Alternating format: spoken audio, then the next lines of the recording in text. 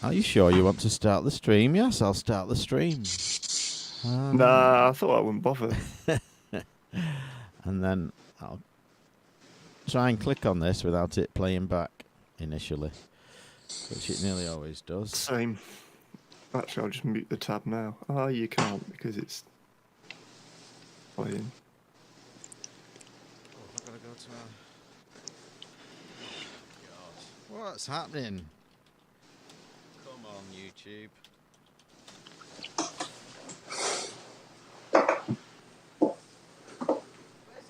Oh, you can right click.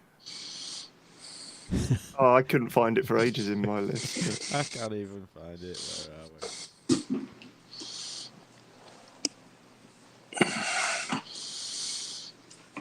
There we are. Yes, we are live. Firefox lets you mute a tag that's not doing anything. Brilliant. Okay, I've got the chat open, so that's a good start. Hello. There we And go. to guide your privacy. Yeah, whatever. Whatevs. So, good evening, everybody. Good afternoon, good morning, wherever you are, whatever it is, and welcome to live news for September. You've got the three of us. I don't think Scott's going to make it, but you've got the other three, and we can kick off our usual way with what we've been up to this month. Just wanted to start. I got asked about some stats, so let me... Where are they? Let me pull those up, because I got asked about some show stats, and then I just compiled a few things that I can read out here if this page ever opens. Come on. Come on. It's a local page for local people. There it is. So we have done, starting in February 2009, we have done 185 shows. The total show hours is over 1,000. It's 1,011 and something show hours. We've done 6,648 unique news items. That's not counting any duplicates. There have been 230 hardware flashback topics, 123 interviews, 162 top 10s, 3,132 top 10 picks. Of those 162 top 10s, Scott has done 159 of them. I've done 158. SoCal did 81. Random has done 62. And Sparkle has done 46. So there is some show stats for you to wrap your head around while I tell you what I've been up to this month. I watched a couple of movies. I watched the Elvis movie. Didn't go out to see it. It was a watch at home for me. It was pretty good. I wasn't mad on Tom Hanks in it, but I thought the Elvis was pretty good. But a decent movie, good time waster. I watched My Son Hunter, which was kind of what I expected, really. There's a new Monsters movie out, but it looks really unusual, shall we say. I think Rob Zombie's done it. I think he's a part of it, but just like the filming style, if you watch the trailer, I mean, the Monsters was a cheesy TV show anyway, but I love the TV show. I'm not sure how good the movie is going to be. TV shows, I finished Better Call Saul. I finished a series called Hacks, which is a comedy. It's worth a watch about an old comedian, American comedian, and she gets this young kid in writing for her.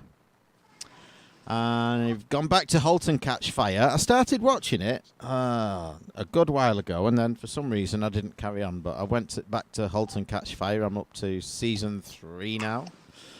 And I last night watched the new Grand Tour episode, a Scandi flick, which was quite amusing. I don't think it's the best they've done, but it's definitely worth a watch.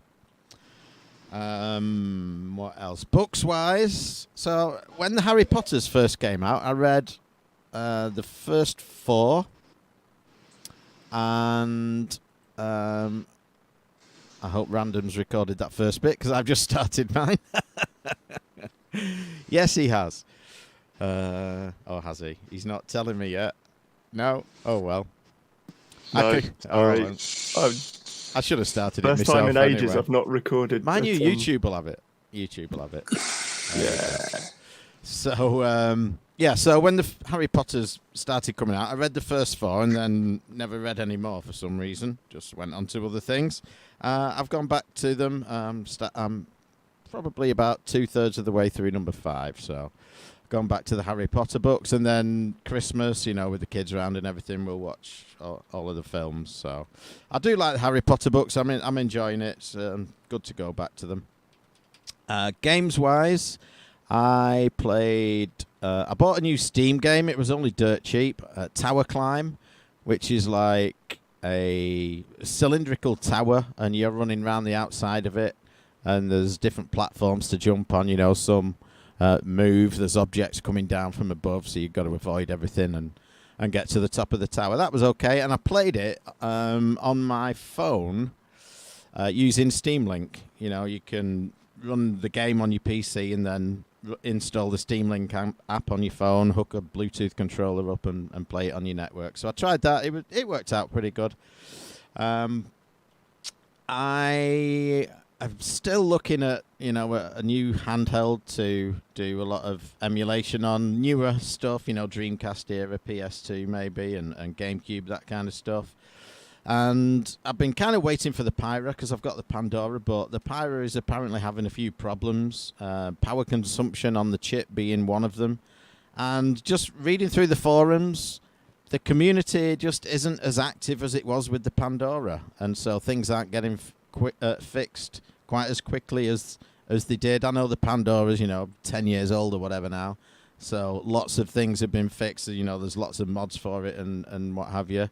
But it just hasn't kicked off in the same way. And I think it's partly because there's just so many options out there at the moment for these kind of things, for handhelds. The Steam Deck is one of them, obviously. That's got an active community behind it. But there's just so many, and they're coming out all the time. Ambernick are bringing loads out. Iron Neos are coming out. So I've been looking through a few options, but just not seeing anything that makes me think, yeah, I need to spend my money on that. I tried RetroArch on Android. I found it a bit hit and miss. It worked, but it wasn't as slick as I hoped it would be.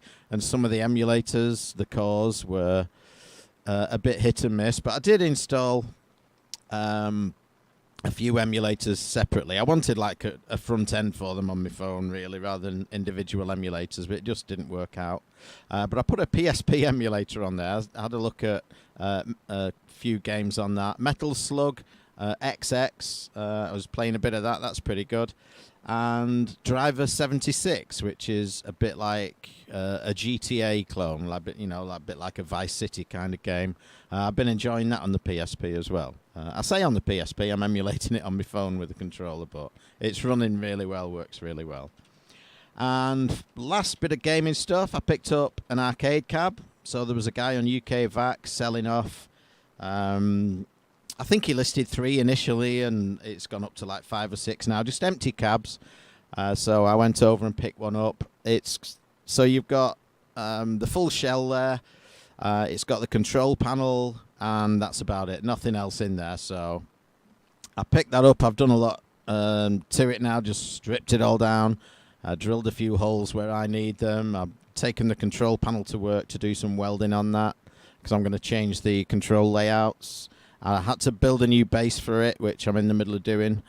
Doing that in the woodshop at work as well, because it's been sat in water, so it's the base has just sucked up all the moisture and expanded. But luckily, it's like a separate base that bolts onto the cab, so the cab itself isn't damaged, just the base. So once I've done those things, I've got most of the parts ready to go, because I've been looking around for a good donor cab now for a vertical main for quite a while. So I've got pretty much everything ready to go in it. As soon as I get all the bits together in the same place, I'll start reassembling that. So I was having some discussion with the guy who was selling them.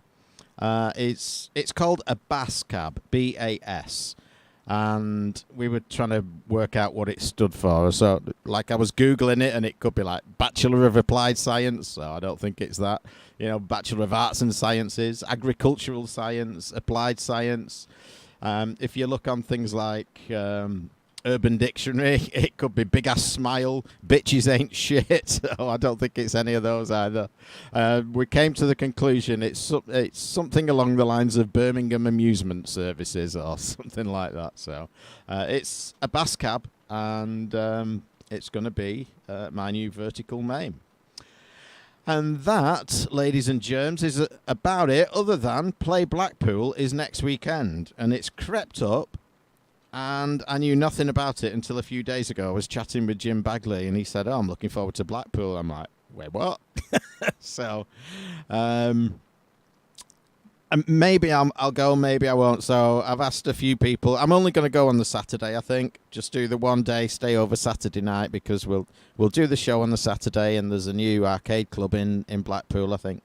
We'll probably have a wander over there, maybe after the expo, spend the night there, have a few beers, stay over, and then drive home in the morning. So little Ben is deciding. He may join me. He's got commitments on Sunday afternoon, but as long as we're back for that, which I think we will be, then he may be accompanying me. So I'm probably 99% certain I'm going to play Blackpool next Saturday. And that is about me for the month. I've been away. I think I've missed a couple of newses, maybe. I feel like I have. But I haven't really done a great deal. I did get a Steam Deck through someone else's pre-order that they didn't really want. And I did all the... It's all kind of very well scripted now to set up for basically all the emulation stuff that you need. And it also then sort of you can choose then if you want to add some of it into your actual Steam library as, like a game. So, if I say process all of the Wii U stuff and put them individually as games in the Steam library, you can do that. Or you can say, don't do that, just have like the Wii U emulator. Or you can just leave it all hidden and then just access it through, like, use RetroArch. And go into, it uses Emulation Station, so you use that as your front end for all your sort of retro stuff. And I had a bit of a play around with some stuff. It seems to run most things pretty well. Like I say, I've gone as far as Wii U so far. I've put a Switch game on there, but I just need to do a few more configuration steps to get that running. But Wii U stuff runs quite well. Because I was thinking of going through Bayonetta and Bayonetta 2 again, and I've got my Wii U sat there under the telly, but it's probably not plugged in. So are you doing that with the Steam Deck being the controller and having your TV on at the same time? No, that's just, at the moment, I've just got it set up just using the Steam Deck screen. Right. There's not a great deal of stuff that needs... the touchscreens, which is a different display. I'm sure there's a way of switching between the screens, but I've not figured it out yet. But I've not really tried anything that really required it. But that's all been running very well. But I ended up using it to finally finish playing through Inscription, which is kind of like a bit of a weird collectible card game with a kind of... Well, it starts off, it's kind of grungy graphics, I'd say, more than sort of properly retro. But it does then sort of, bit of a spoiler maybe, that there's sort of chapter 2 goes into it's more like a Pokemon top-down 2D RPG, pixel art, and sort of completely changes the card interface and things. And then it just plays with a lot of subverting what you're expecting from a game of that type as it goes on. It's quite good fun. And then finished that and was wondering what to play next. And it was about the same time as the new Monkey Island dropped. So I just thought, fuck it, and got the Monkey Island. And I've just been playing that since on there. And sort of it's really nice having it on the Steam Deck. You can, it pauses, suspends games really well. So for something like Monkey Island, it's ideal because you just kind of, you can do a bit, pause it, turn it off, and then go and do something else, come back, pick it up again. And, I find a lot of the puzzle solving, that sort of process helps me because I'll be sort of banging my head on something going, I know what I need to do, and I think I know what I need to do it with, but I can't seem to put it all together. And then, you sort of stop it, go and go and do the washing up or make dinner or something, and then come back to it while you're waiting for something to simmer, and you're like, oh my god, I'm so stupid. Obviously, it's this. So yeah, it's been really good, and yeah, really enjoying it. It's definitely got some sort of modern quality of life improvements to the genre, but it's not completely eradicated at all. You know, there's still a lot of sort of running around backwards and forwards, although you can accelerate your run. So it doesn't ever feel too, egregious that you're running from one end of a town to another. Something that did annoy me a little bit was I needed to interact with sort of 3 objects that were the same object, and I needed to use the same item on each 3. And as I walk up to it, it's like, yeah, use this object on here. And you'd hope that it was like, and you'll probably want to do the other 2. And it's like, nope, no, I've got to go back into my inventory, get that item back out, put it over the other item, interact with it, and yeah, sort of rinse and repeat. So there's a few things like that, but how's the graphic style working out? The graphic style, I'm not really don't have a problem with it. I didn't originally. When I then first sort of loaded it up, I was then actually in playing it. I was kind of a bit, I don't know about this, but the sort of the prologue intro is a bit different to then how it then plays out. It's got like a sort of a tutorial area, and they contextualize it with a sort of a cute story wrapping. And in there, it didn't seem to be quite right. But once it got into the full-on piratey shit, it seems to work fine. I think it looks better on a small screen like the Steam Deck than it does when I then played it one night, blown up on my 42-inch monitor, and that was kind of like, oh no, this. I mean, it didn't look bad or anything. It was just like it just doesn't, just sort of, I don't know, it just didn't look right. And I ended up playing it then in a small window on my desktop, and that seemed to look a lot nicer. I suppose the other weird thing is sort of controller wise. If you want to use a controller rather than a mouse, which you'll do if you're getting the Switch version, although presumably the touchscreen would work. It's nice that you've got sort of full control of Guybrush. You can run around, but then sometimes if you're in an area with a lot of things to interact with, it can be a bit tricky because you cycle through hotspots with the L and R buttons, and sometimes you can just find yourself being like, I want to interact with this, and I'm standing in front of it, and it's cycling everything else around the room, and you're just like, for fuck's sake. So yeah, there's times where controllers kind of easier and nicer, and there's times where maybe a mouse, just doing it with a mouse would be better. But it's not been a deal breaker, certainly. And the music's really good, and all the voice. So yeah, pretty happy with picking that up. And I think that's probably about it, really, of interest. Went through. Amber decided she wanted to watch some M. Night Shyamalan films again. So we went through some of those recently. Did like Signs, Sixth Sense, Old, and that was quite fun. Sort of revisiting them. It's been a little while, and I could remember sort of bits and pieces, but not sort of full things. Obviously, knowing the Sixth Sense, sort of how that played out, that kind of, well, it changes the way you watch it subsequently, because you're never going to forget that. But I did sort of forget some in the moment, scene by scene stuff. So it's then kind of interesting to look at it from a different perspective than you would do if you didn't know what the deal was. And I suppose the other sort of old thing is I couldn't decide what new series stuff to watch, all sorts in my queue, but decided to go back and start rewatching the X-Files instead. So I'm just starting a couple of episodes into series 4 now, and tossing up whether there's obviously the movies that fit in between some seasons, and I'm going to watch them. But then there's also a sort of a spin-off series that's, I think, partway through season 4. And it's 3 seasons long by Chris Carter again, about FBI again, but not sort of, it's so much spooky paranoia shit.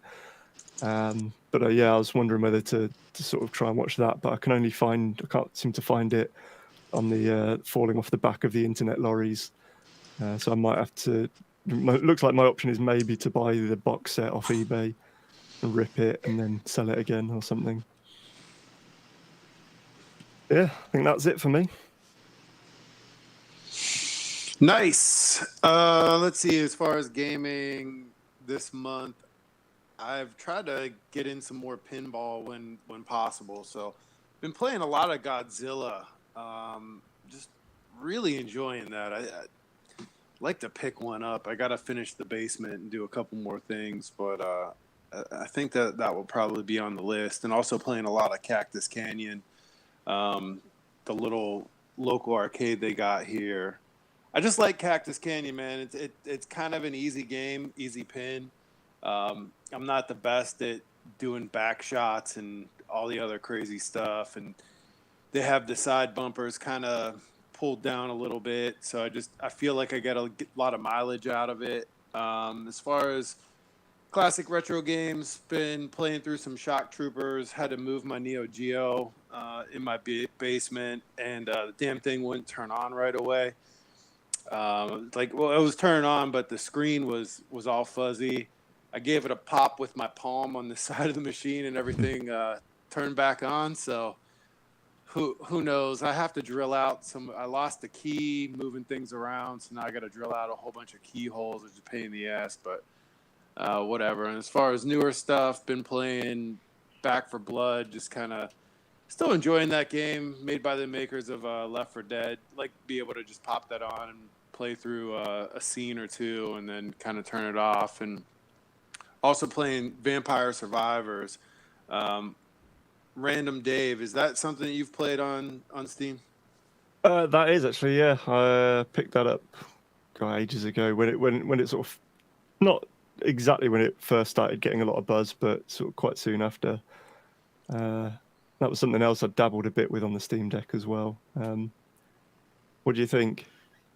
Yeah, I mean, I've unlocked tons of characters. Just really enjoy being able to play it and just kind of knowing that, it's about a half-hour experience. I mean, with pausing and kind of selecting and stuff, maybe you're in a game for about 40 minutes if you can survive, but start to finish, just kind of enjoying things that I can take in bite-sized chunks, that being one of them. So it's addictive, man. I mean, trying to unlock some of these characters, and the dairy farm for a long time was kind of messing me up. I wasn't able to survive the whole night, and I got some pretty decent builds. I've watched some videos where people actually beat the death character with some cheats and things like that. Might try that at some point, but that seems pretty interesting. And as far as shows, continue to watch House of Dragon. We're recording on Sunday, so looking forward to watching that this evening. It's been like a great time for TV. Like, I was able to watch The Karate Kid, which is sort of a guilty pleasure, or Cobra Kai, if you will, on.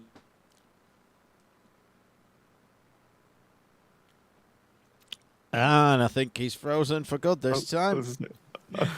He messaged me earlier and said, this page says it's using a lot of memory, so I think it's used a bit too much memory. There he is. Yeah, I keep saying it's using significant energy. I don't know what the deal is. But, maybe kill your video. All right, I could do that. Because you were also crackling a little bit then as well. But you seem okay now. Okay. Hopefully it holds up. No, I've been playing, watched through Cobra Kai, which is a guilty pleasure of mine. I mean, it's like the cheesiest show ever, but me and my little one enjoy watching that together. And also been watching Rings of Power, which I think is great. I don't know. I mean, I've had some friends kind of poo-poo it and stuff like that. Been enjoying that. I was doing some travel this past month, back and forth to California, so coast to coast, and loaded some different things up on the iPad to watch during the flights.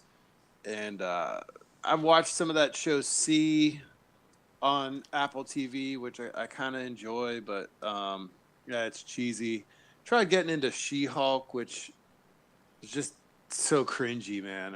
I don't know if you guys tried watching that, but it was awful. I couldn't get past an episode and a half. As far as all I've heard about that is that people are just slating it, and it's Disney's lowest rated show apparently. It's Going well, ridiculous. I mean, I won't be giving away too much. And like I said, I only watched like an episode and a half. But like the first episode, Bruce Banner's in the car with his cousin. They kind of get into a car wreck, and then somehow his like blood drips out of his arm into his cousin, and then she becomes the Hulk. And it's like, but this guy took on like he in the canon of the Marvel universe in the comics, he's like the most powerful creature, and he in the movies he's taken on like aliens and all kinds of things without getting a scratch yet. An accident in the Jeep like nearly severs his arm, and it's just real cringy, man. Maybe it's for somebody, just not for me. But and then as far as my sort of monthly whiskey pickups, actually let a couple things go. A buddy of mine is trying to impress a girl and her dad, so he picked a couple things up off of me. But I picked up something that's local to North Carolina. It's a pretty bottled called Old Raleigh. Just really enjoy the look of it. Have no idea how it tastes. And then also one of my local groups here got a pick of a Broken Barrel custom barrel that's been aged longer in a oak smoked barrel, and also second time in a honey barrel. It's super dark looking, so that looks pretty interesting. And it's that time of year, if you're in America, where all the limited allocated bourbon starts popping up on shelves. So, if you've been wanting to get one of those Buffalo Trace antique collections or Pappy's or something like that, you got about a 3-month window until you won't see it again. So keep your eyes out on the shelves, and let's get into news. All right. Just before we get into news, I just wanted to catch people up a bit. So we had some server issues this last month. So we, in the server that hosts the website, as well as lots of other websites, it had a disk that was supposedly hot swappable, and it died. And so it pulled it out to swap another one in. Hot swappable means you can do it while the server's running, and the server just completely died. So it lied about being hot swappable. So we were forced into a move to another server. So obviously we went with a new one, running lots of new software, PHP 8, MySQL. I don't know what version they're on, but everything was newer, and it broke a lot of stuff. So it broke our blog, which was running WordPress.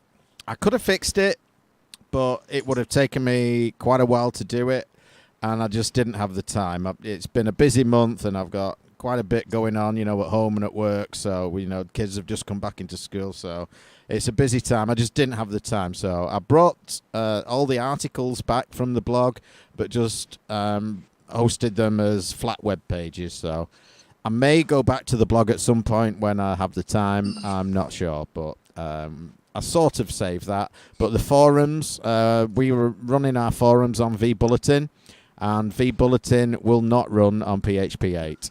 There's a lot of functions in there that PHP 8 just will not support, so there is no way to bring them back at present. I can't see a way around it, and, if we're being honest with ourselves, the forums have been dead for quite a long time. I basically use them we use them for planning the top 10s. I post the show in there, and that's pretty much it for, quite some time. The forums in general are dying, as pretty much died a good while ago. We have moved a lot of the chat to Discord. There's quite a few more people signing up there now. It used to be that I'd go into Discord every few days and there'd maybe be a post or two. Now I'm going in maybe 2 or 3 times a day, and there's usually something new there. So Discord is picking up. If you wanted to chat with us in between shows, check that out. There's a link on the website to it. And we announced last month, we announced it early at the start of last month's podcast that, we would be doing the live news today. And we were thinking that we would do that more often and try and get people, back into the live news again to chat with us while we're live. Maybe give out some prizes again. And while Sparkle trashes his computer. Deflating. But then it kind of occurred to me that, well, not everyone is up to date with the show. Some people, a couple of months behind, so maybe they've not heard last month's show yet. So I do post it in Discord as well when live news is. So if you want a advance warning of when live news is, check Discord, join us on Discord. I'll post it there. Listen to the show as it comes out, and we'll announce it in there as well. So we were hoping to give some prizes away today. At the moment, I think it's just Retro Hamer that's in there. So he's in with a pretty good shout if we give something away at the moment. If a few others join, we might give away a few more things, but we might just send him something just for being there. So the way we normally give away prizes is we have a phrase that pays. And what happens is I play a prize alarm, and this month the prize alarm is going to be this. Hold on, there's the bloody phone. That will be the prize alarm. So if during this live broadcast you hear that sound, you have to type in to the live chat on YouTube, there goes the bloody phone. And if you're the first person to do it, we will send you a prize.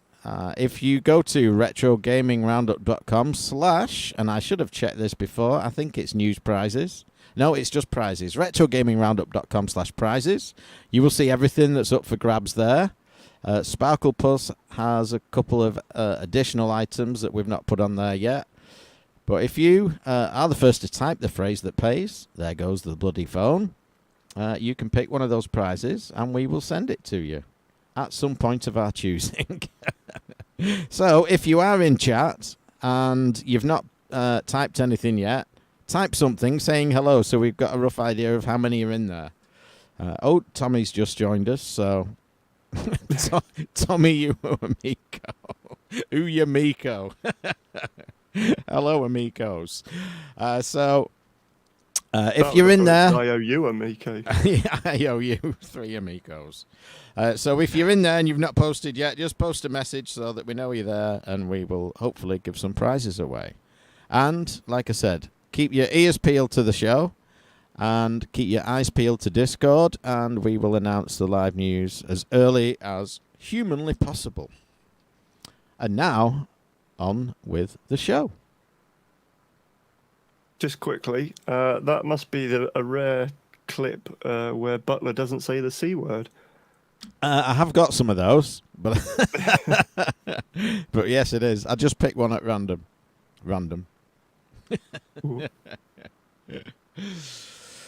All right. Okay. Well, I'll kick things off. Got one here from Neil, and he wrote, "Hi everyone, just watch a half hour watching some time-lapse video of a guy building an acrylic PS1 case. Some people may like case mods, some hate them, but this is one of the coolest things I've ever seen." And he links to that, and it's pretty interesting. I've actually been building some things for my day job with a local mill house manufacturer, making some things out of acrylic. So we've actually had some issues, and it's interesting. I've been specifying a flame edge versus a rough edge, and the dude in this video does make a flame edge. So if you're looking for an interesting PS1 case, I feel like the guy probably should have built in some extra clips so you could hang the thing upside down so it'll continue to work, because those are notorious. But yeah, cool watch if you're into case mods, and even if you're not, kind of getting to see the guts of the inside of the PS1 is always a good thing. Yeah, so just quickly, as part of our server crash, we lost email, but I had them backed up, and so there's a lot of stories altogether from me. There's about a dozen there. They were submitted by other people originally, and I think I may have lost who sent them initially. So apologies if we cover one of yours and it mistakenly gets credited to me. That's simply because I resubmitted it after the server move. So keep sending your news items in to news@retrogamingroundup.com and we'll discuss them here. And that is what David Gyrick did with this one. Bad news for Billy, he says. This is yet another story about the ongoing saga of Billy Mitchell. And it's all got a bit legal and it's all got very technical. This is a lengthy article and it's quite in-depth. But you can read it at your leisure, and it goes into how they think now they can prove that Billy used MAME for his record. And maybe there's some splicing, maybe there isn't. But the ongoing saga, if you're not tired of it yet, is still ongoing. Yeah, I mean, that document is so technical. I mean, God, how many hours would you venture that dude put into all that shit to discredit? I mean, A lot. yeah. I mean, I would think weeks of work went into this. I mean, it is so comprehensive. I read the whole thing and it was like exhausting. Yeah. It does seem like, the guy was using MAME, so Yeah, I don't know. that's what it looks like to me. But I've not seen everything. I have read that, and it seems pretty convincing, but yeah. Who cares? I mean, the guy can play Donkey Kong better than I can, but... Yeah. Cheating or not. Yeah. Sparkle, you have got a bit of crackling going on again, so I don't know if you just cut your losses and switch to your internal mic, and we'll take the hit rather than listening to the crackling. If it's that headset that's causing it. I suppose, yeah, we don't really know, do we? Whether No. it's that or the connection. This is the second time we've spoken today. We did a test earlier, and it was fine. And now it's crackling. So I have spent one in that I didn't remember sending in, and it's come through as spam, but I can assure you it's a legitimate link. And I remembered as soon as I clicked on it that it's a Saturn SD card loader that plugs into the controller port. So at the moment, there's been some optical disc replacements, ODEs, but they're kind of expensive, really. But my Saturn doesn't really like to play burnt discs too much at them anymore. It's probably not going to last too much longer. And this, I haven't followed up yet. This was quite early in the month. I haven't followed up to see if it's become more fleshed out yet as a project, but it looks like it's going to be quite a cheap way to actually interface with the Saturn, and all you'll need is a pseudo Saturn Kai cartridge, which is just a sort of an action replay with flashed firmware on it, which you use for like backups and stuff anyway.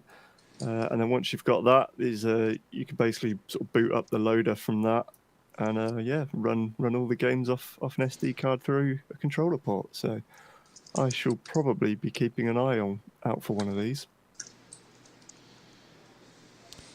So here's one that kind of happened and then kind of didn't happen, and it's one that I sent in again. So whoever sent this originally, thank you. Amazon planning to buy EA. And then the story was refuted, and then Amazon apparently weren't looking at buying EA. So no smoke without fire, maybe, but it doesn't look like it's going to happen anytime soon. Got one here from Glenn Minette, and this is the Stern Pinball. They just announced this. Last week, I think, they announced the new 007 is going to be their new pinball. And I think it was pretty smart of them. They're really just focusing on the Sean Connery movies. With the villains and the Bond girls and stuff. I mean, God, I think there's, 25 movies or something. So right now, this one will feature just Dr. No, From Russia with Love, Goldfinger, Thunderball, You Only Live Twice, and Diamonds Are Forever. and I think it leaves it open if this is really popular, if they're going to go ahead and make more of these in the future, more Bond licensed pinballs, but that way they can kind of just focus on this. They did up the price again. The one is like 7,000. I think they upped it $500 on the limited edition. Sold out instantly. I mean, as they always do. But there's some cool toys. There's Bond with the jetpack thing. Some of the cars are in there. Some of the ramps and everything. I mean, it looks good. I have no doubt that this will be popular. Let's see. The designer on this was the guy that did the Deadpool game. So if you're a fan of his games, you'll probably enjoy this. I think I'm still, gonna hold out for Godzilla or something. I'm really enjoying that game, but this looks good. I mean, I'll look forward to playing it. Hopefully, it's around me sooner than later. I just, the pricing's getting crazy on these things, but I don't know. I guess they're gonna have a 60th anniversary limited edition. They're gonna reveal soon. That still hasn't been revealed, so who in the hell knows what's gonna go on that? Are you guys James Bond fans? I mean, over here, I watched some of the Pierce Brosnan ones, and I think my dad just wasn't really into it. So growing up, I wasn't super familiar with a lot of the movies. I watched some of the Daniel Craig ones. I probably should just sit down some stormy weekend and plow through a couple of them. And they were good. I just never felt compelled to go watch all of them. I imagine he's probably bigger there in the UK than he is over here, but interested to hear your thoughts on it. Yeah, I'm a big fan. I like pretty much all the movies. Obviously, there's some weaker ones in there along the way. I think you're right, 26, 27, and not all of them are official ones. There are a couple of spin-offs as well. Because Sean Connery came back for another one, but it wasn't licensed. Because Roger Moore had done a couple, and then Connery came back and did one, but it came out the same year as, was it Octopussy, something like that, called Never Say Never Again. And it's a James Bond film, but it doesn't have the official license. So, but yeah, I like pretty much all of them. Some of them I watch more regularly than others. Diamonds Are Forever is a good one. It's one of my favourites. And I do like the look of this pinball. I'd watch the trailer video. It doesn't give a huge amount away, but you can see the Aston Martin DB5 there. You can see him moving across the playfield in his jetpack, and then he drops, obviously, some sort of magnet on there, and he drops the ball into one of the toys. So, yeah, I'm looking forward to playing the game. Yeah, definitely. Hope to see it soon. Yeah, I mean, I'm not a huge fan. I've watched, as they've come out and come onto telly and stuff. I don't know whether I ever watched any in the cinema, but certainly, as they've hit the TV and when they've sort of been on replays of old ones now and again, sort of I've ended up watching them. And then it was towards the end of last year, I did actually start watching through all the films in order. And I got about sort of 7 through the way through it. And then I can't remember why I've stopped. But yeah, it's something I want to get back to, certainly. It's quite interesting from sort of being interested in sort of filmmaking and things like that, and sort of just how essentially the same concept has sort of evolved, was evolving through as the language of cinema was evolving and the technology, and how sort of early on they have to very, very explicitly explain to you exactly what a spy does and why he does the things he's doing. Whereas now, you just take it for a given that, there's gadgets, there's spy shit. They're not just like showing him meticulously sellotaping hairs to the door so he can, on his hotel room, so you can see if anyone's moved it at some point and things. So yeah, kind of interesting. I was something else I was going to say, but I can't remember now, so doesn't matter. I know you're a reader, Sparkle. You should try the books as well. A lot of the early films, particularly, were based on the books, and some of them, like, are short stories. There's Oh, I can't remember which one it is now, but the movie starts off, I think it's a Timothy Dalton, so probably The Living Daylights, where he's trying to shoot someone in an orchestra and he smuggles like a gun in, a double bass. That's like a tiny chapter of a book or like a short story, and they made a film of it, but the books are pretty good, and they're fairly short. You'll blaze through them, but they're definitely worth a read. Oh, the other thing is, it sort of brought to light, like I'd kind of, I was aware of some of the older ones, and when Austin Powers came out, and I just kind of took it though as though this, Austin Powers was doing a very over the top parody of the whole sort of spy genre in general and things like this. But actually, when you rewatch the older ones after that, with it bearing in mind, it's like, oh no, actually, the characters were like, some of them were that ridiculous that they've just lifted entirely wholesale from James Bond, and some of the various bits and pieces from it. Mm-hmm. So that's quite interesting. So, we talked about the Saturn controller port a moment ago. Here is the PS1, PS2 and PS Classic ports. This is the Wingman controller converter. And basically this is a Bluetooth adapter that you plug into your controller port on your PS1, 2 or PS Classic, and you can connect any Bluetooth controllers to it. They say, I'm pretty sure it's any Bluetooth controller, but obviously you're looking at maybe PS3 controllers and things like that, which have got the correct button layout.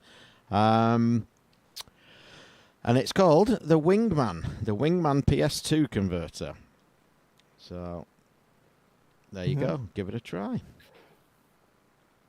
Something that Mike alluded to earlier, and that he's forwarded on. I don't know whether it was originally from him, but it's an article about emulating the 3DS with the Steam Deck, and then they've got the emulator set up so that you can use the USB-C display out to a TV to be the top screen, and then the main Steam Deck screen is in your secondary 3DS screen with the full touch capability. And I don't know whether they did. So I imagine someone has been trying to do it with similar with the Wii U, but I think a slight problem there is the Wii U emulator was closed source and Windows only. They recently open sourced it, and they're also doing a Linux build. I think possibly because there's been so much interest in it from the Steam Deck side of things. So there might be some good improvements there and streamlining. So that might also come with a similar feature, which is fun.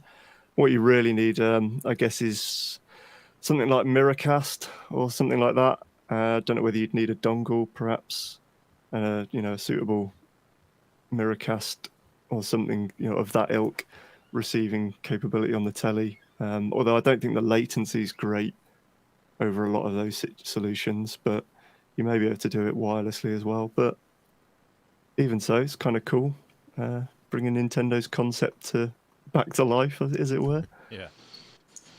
This one was pretty crazy that Mike James sent in, if it was from Mike James. And it is that the Japanese minister declares war on floppy disks. So this is an interesting article here on the BBC, just talking about the digital minister of Japan, saying that around close to 2,000 government procedures still require some sort of storage devices like CDs, mini disks, floppy disks, things like that. They still have some of these legacy systems and computers. The guy goes on talking about wanting to get rid of fax machines in the future too.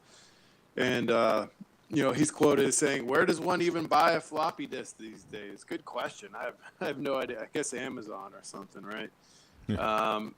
But yeah, 20,000 floppy disks would be needed to replicate the average memory that's on a 32 gigabyte storage disk or something like that. So I guess they're still using some of these things. I was getting some tires put on my daughter's car recently, and they had like an old ass terminal that was like green. I don't know what the hell it was, but they were updating that, and then I got a rental car a few months ago at one of the major rental companies here in the United States, and they had a similar system where it was just like, no mouse interface. They were just like moving shit around on the screen. It was all text with keyboard and whatnot. And I was kind of joking with the person working there. I'm like, wow, I guess no surfing the internet here at work. They don't even need a policy on that because you can't access it from your stupid computer. But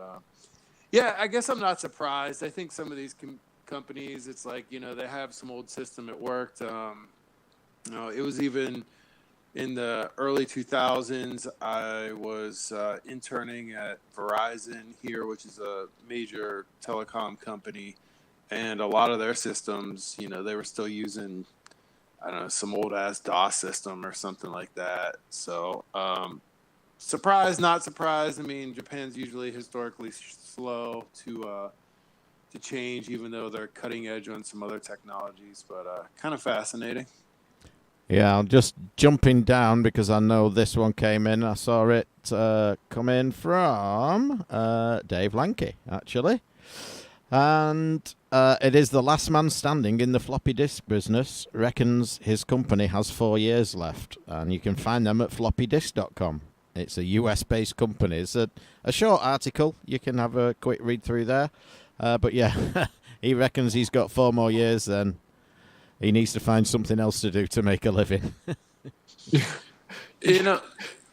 I was reading an article last night about how convertible cars are kind of going away too, where like BMW, Mercedes were some of the last ones, at least domestically here in the United States, that the convertible, other than like the Corvette and stuff, that people just aren't interested in them, with the glass technology now, with these sort of whole roofs that are glass, that people don't really feel the need. And they weren't including like the Jeep or the Bronco or anything, but that going away as well. So CRTs, floppy disk, convertible cars going the way of the dinosaur.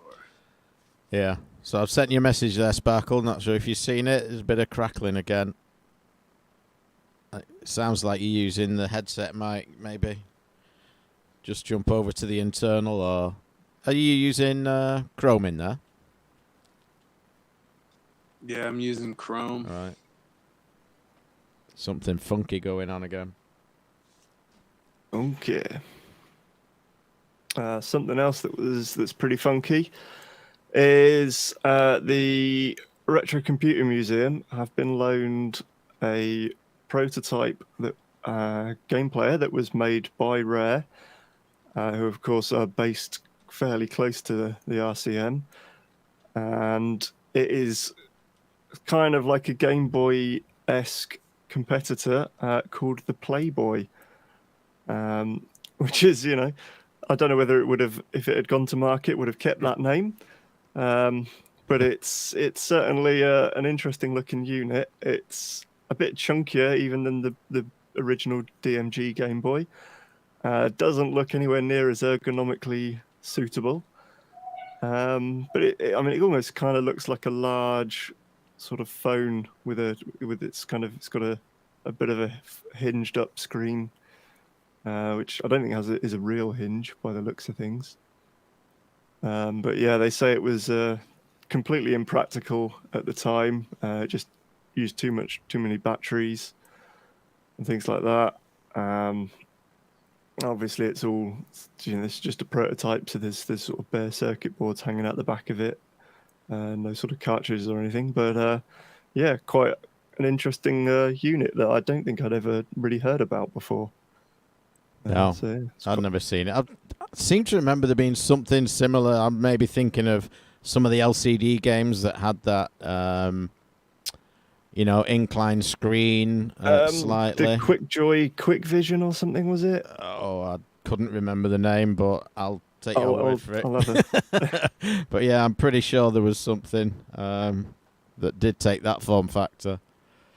And like you say, it wasn't a hinge. It was permanently inclined like that. I'll have a look. Yeah. Okay. One here from maybe me, maybe somebody else who usually sends indie retro news in. Could be Gareth Hamer. Intelivania. This is a port of Castlevania for the Intellivision. And it says, as many of you are aware by now, Matthew Keel is not only bringing the classic game Prince of Persia to the Intellivision, but also Mega Man 2, and now it seems Castlevania, built from the ground up for the Intellivision. So if you've got an Intellivision knocking about and you're a Castlevania fan, that's a bit of good news for you.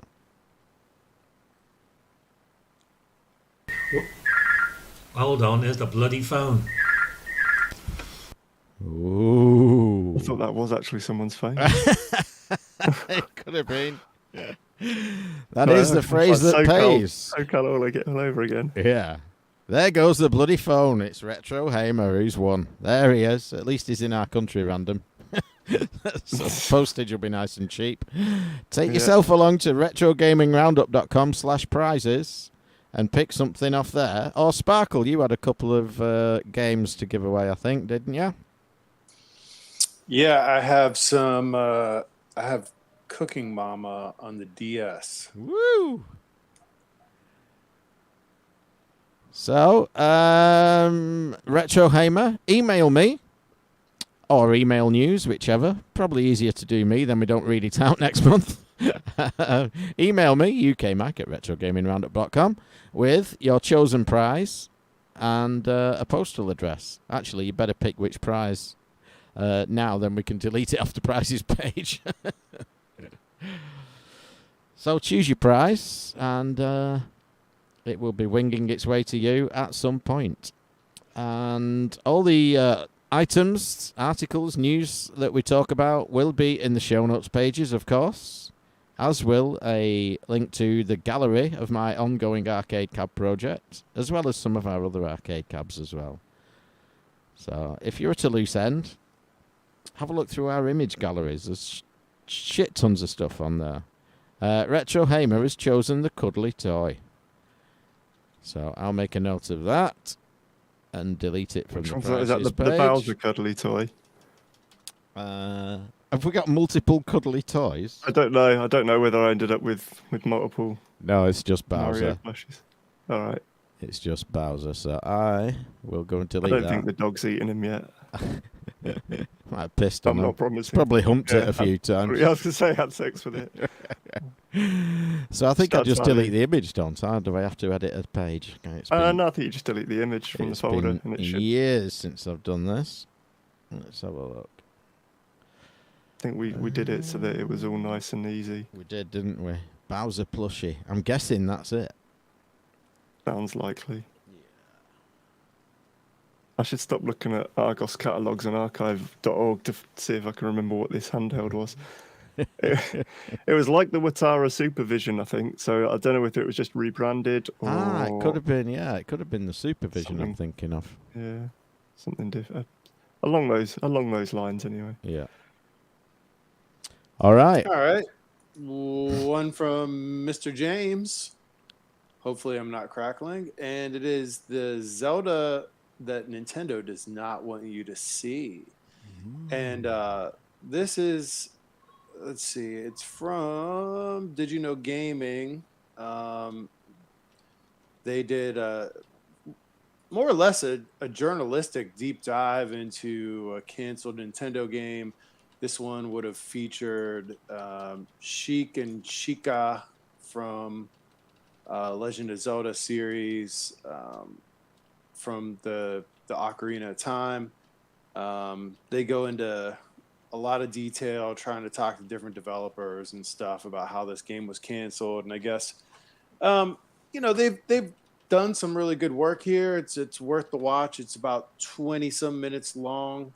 There's an anonymous source that they get. So, cool that they're doing some actual journalism. It's just not goofy opinions or something like that. I guess, Nintendo's tried doing some spin-offs and some different, follow-ups to games in the past, kind of like the game that turned out to be the crossbow hunting game and stuff like that. They'll make an announcement. There's a new Zelda coming, then it kind of, I guess, gets moved into something else. But watch the video if you want to see what happened to this one. I think they're doing quite fine with their tentpole Zeldas right now. So probably don't need or have the want to try to make a bunch of spin-offs, but definitely an interesting watch. So, just a little sidebar here, Sparkle, and you're not currently crackling. I think you missed the news where I talked about this film anyway. Did you ever watch a new horror film called X? No. No? That's worth a watch. It's where it's filmed as though it's shot in the 70s, and it's a bunch of, teenagers, early 20s, kids go out to... They hire a barn at this farm and go out and make a homemade porno film, and shit gets real while they're there. So that's worth a watch. Check that out. And also, I know you're a Star Wars nerd. I watched The Mandalorian and loved it. Have you watched the Boba Fett TV show? Is that any good? Yeah, it is good. Asterix. About halfway through the series, it kind of turns into a Mandalorian show for a bit. Right. It's a little slow. I don't know. I mean, I guess you have to. I don't want to spoil it for anybody. The Mandalorian does show up, which kind of refreshes it a little bit. I think what's interesting about the Mandalorian series is it's kind of like the labors of Hercules, like he's going around and like getting the different pieces of armor and kind of doing these different things. Where the Boba Fett, he feels a little bit gimped, and I get that he's older, but you go from a couple scenes of him in the movies where he's just like a complete badass, and in the show he's a little bit older, but no, it's definitely fun. I mean. Would I rather have it or not have it? Absolutely have it. There's definitely some shows that like She-Hulk, like just leave it alone. Don't make that. But this is a good one. I know they released a new show. I'll probably wait. I usually like to wait until there's about 4 or 5 episodes out on a season before I start watching it. Unless I know like all my friends are going to ruin it. I usually like to get a couple build up so I can just blaze through them on a weekend. So I don't know about you guys, but my memory's not so good anymore. Like if I have to watch a show over the course of several weeks or something, sometimes I forget some of the nuances. Like I'm glad they put recaps and stuff in some of these things, but I just find myself enjoying them more when I can binge out, 4 or 5 hours in a row. How about you? My TV memory is quite good. I can go back to something and generally remember what happened. I think it's a very American thing. I think maybe it's made you lazy. Your TV has made you lazy. Like you'll have a bit of a storyline, and then you'll go to commercial, and like after the commercials, they'll remind you what happened just before the commercials. And I think that maybe makes you a bit lazy, whereas we have maybe 3 commercial breaks in an hour, let's say, and lots of action, and you don't need reminding what's happened. Maybe it's a cultural thing. I don't know. You may be onto something because, before the advent of cell phones, I mean, God, I remember I probably knew about 100 phone numbers that I could just remember everybody's phone number until I got a cell phone. Now I couldn't even tell you my own phone number. Yeah. It's like... or like my daughter's number, like I have no idea what it is. Like if I was in a car accident and need to call her, like I'd be screwed. Like I don't know her number, but like I could tell you what Danny Porton's number was in like 1989 or something. Because it's burned in my brain. Like my brain knew to remember it, but my own kid, no clue. So maybe you're onto something that TV watching behavior has just made my brain lazy or something. Yeah, but no, you're bang on with phone numbers. I had a friend lived a couple of streets away, and I remember his phone number from late 70s, early 80s. It was 6105 when we had 4-digit phone numbers, and then they added some more numbers at the start of it when the town got a bit bigger. But yeah. I can remember my mobile number and probably nobody else's because you just don't need to. Yeah. Until, like you say, yeah. you're in a car wreck. Or prison, I guess. Yeah. Yeah. So Mike mentioned going to the site and checking out, spending a bit of time checking out all of our image galleries. He also sent in another image gallery, but unfortunately it goes to a 404 error. But it should have been, I believe, his pictures of his new arcade cab. Oh, is the link not working? It's called UK Mike's new arcade cab. All right. Change the HTM to a PHP. I updated it. And you should see them. That's the one. Yeah, that There you works go. now. Yeah. So, I'll post it that will be in the chat for the listeners. yeah. Hopefully, it'll make it to the show notes with the correct. It will. thing. I've just edited it. Benjamin in chat says it's like going back to an old save on an RPG and you end up just starting over. Can't remember what you did 6 weeks ago. Yeah, I mean, I definitely get like between seasons, you know, we sort of start up and we're like, what the fuck happened in the last season? But then sort of quite quickly sort of all sort of falls into place. Like we just watched the latest Lock and Key. And yeah, starting that up, we were like, wait, what the fuck's going on? What happened? And then it just kind of falls into place. You know, they mention bits of it as they're going along, and it all sort of like wakens your brain back up, and you're like, oh yeah, okay, I remember now. Speaking of sort of like remembering things, I don't know about over there, but over here they started launching the original Avatar movie is hitting theaters again, so people can sort of remember Avatar before the new one comes out. That, you know, other than sort of like the novelty of the 3D when it came out, I didn't enjoy that first movie. I thought it was dumb.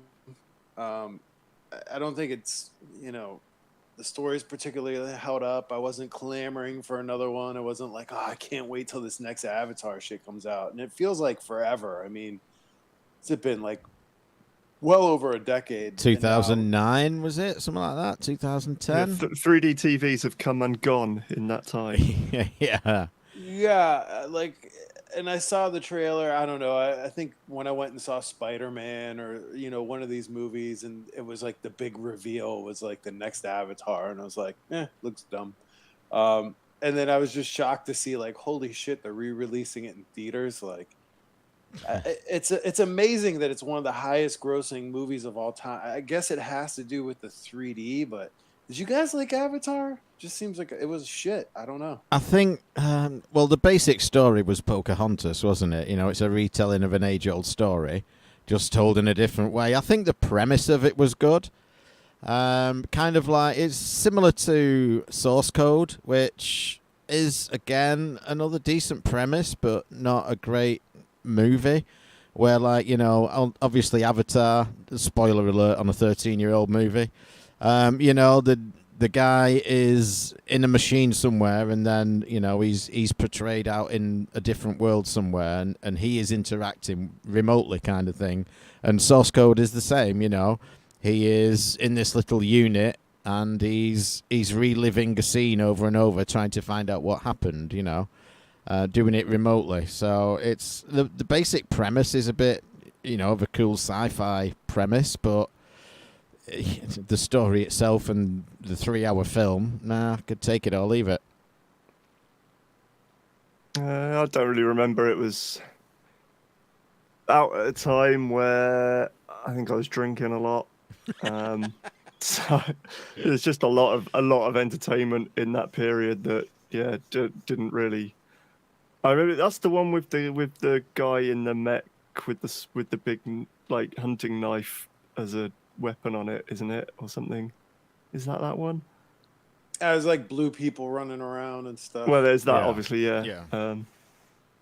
Does his tail glow? The blue person. They hook the tails into things, don't they? They like connect up to a tree and talk to nature and shit. Do they have sex by like touching their tails together, or was that just some weird like Family Guy piss take that's lodged itself in my brain? I can't remember how they humped. I don't know. Yeah, my memory's shit, so I have no idea. I only watched it once, and it was 13 years ago. Yeah, same. All right, back to news then. We've had a couple more join us since. So, a recap for those who've joined us since. Then all the others who were there at the start don't win all the prizes. We are giving some prizes away. We announced the live news at the top of last month's podcast.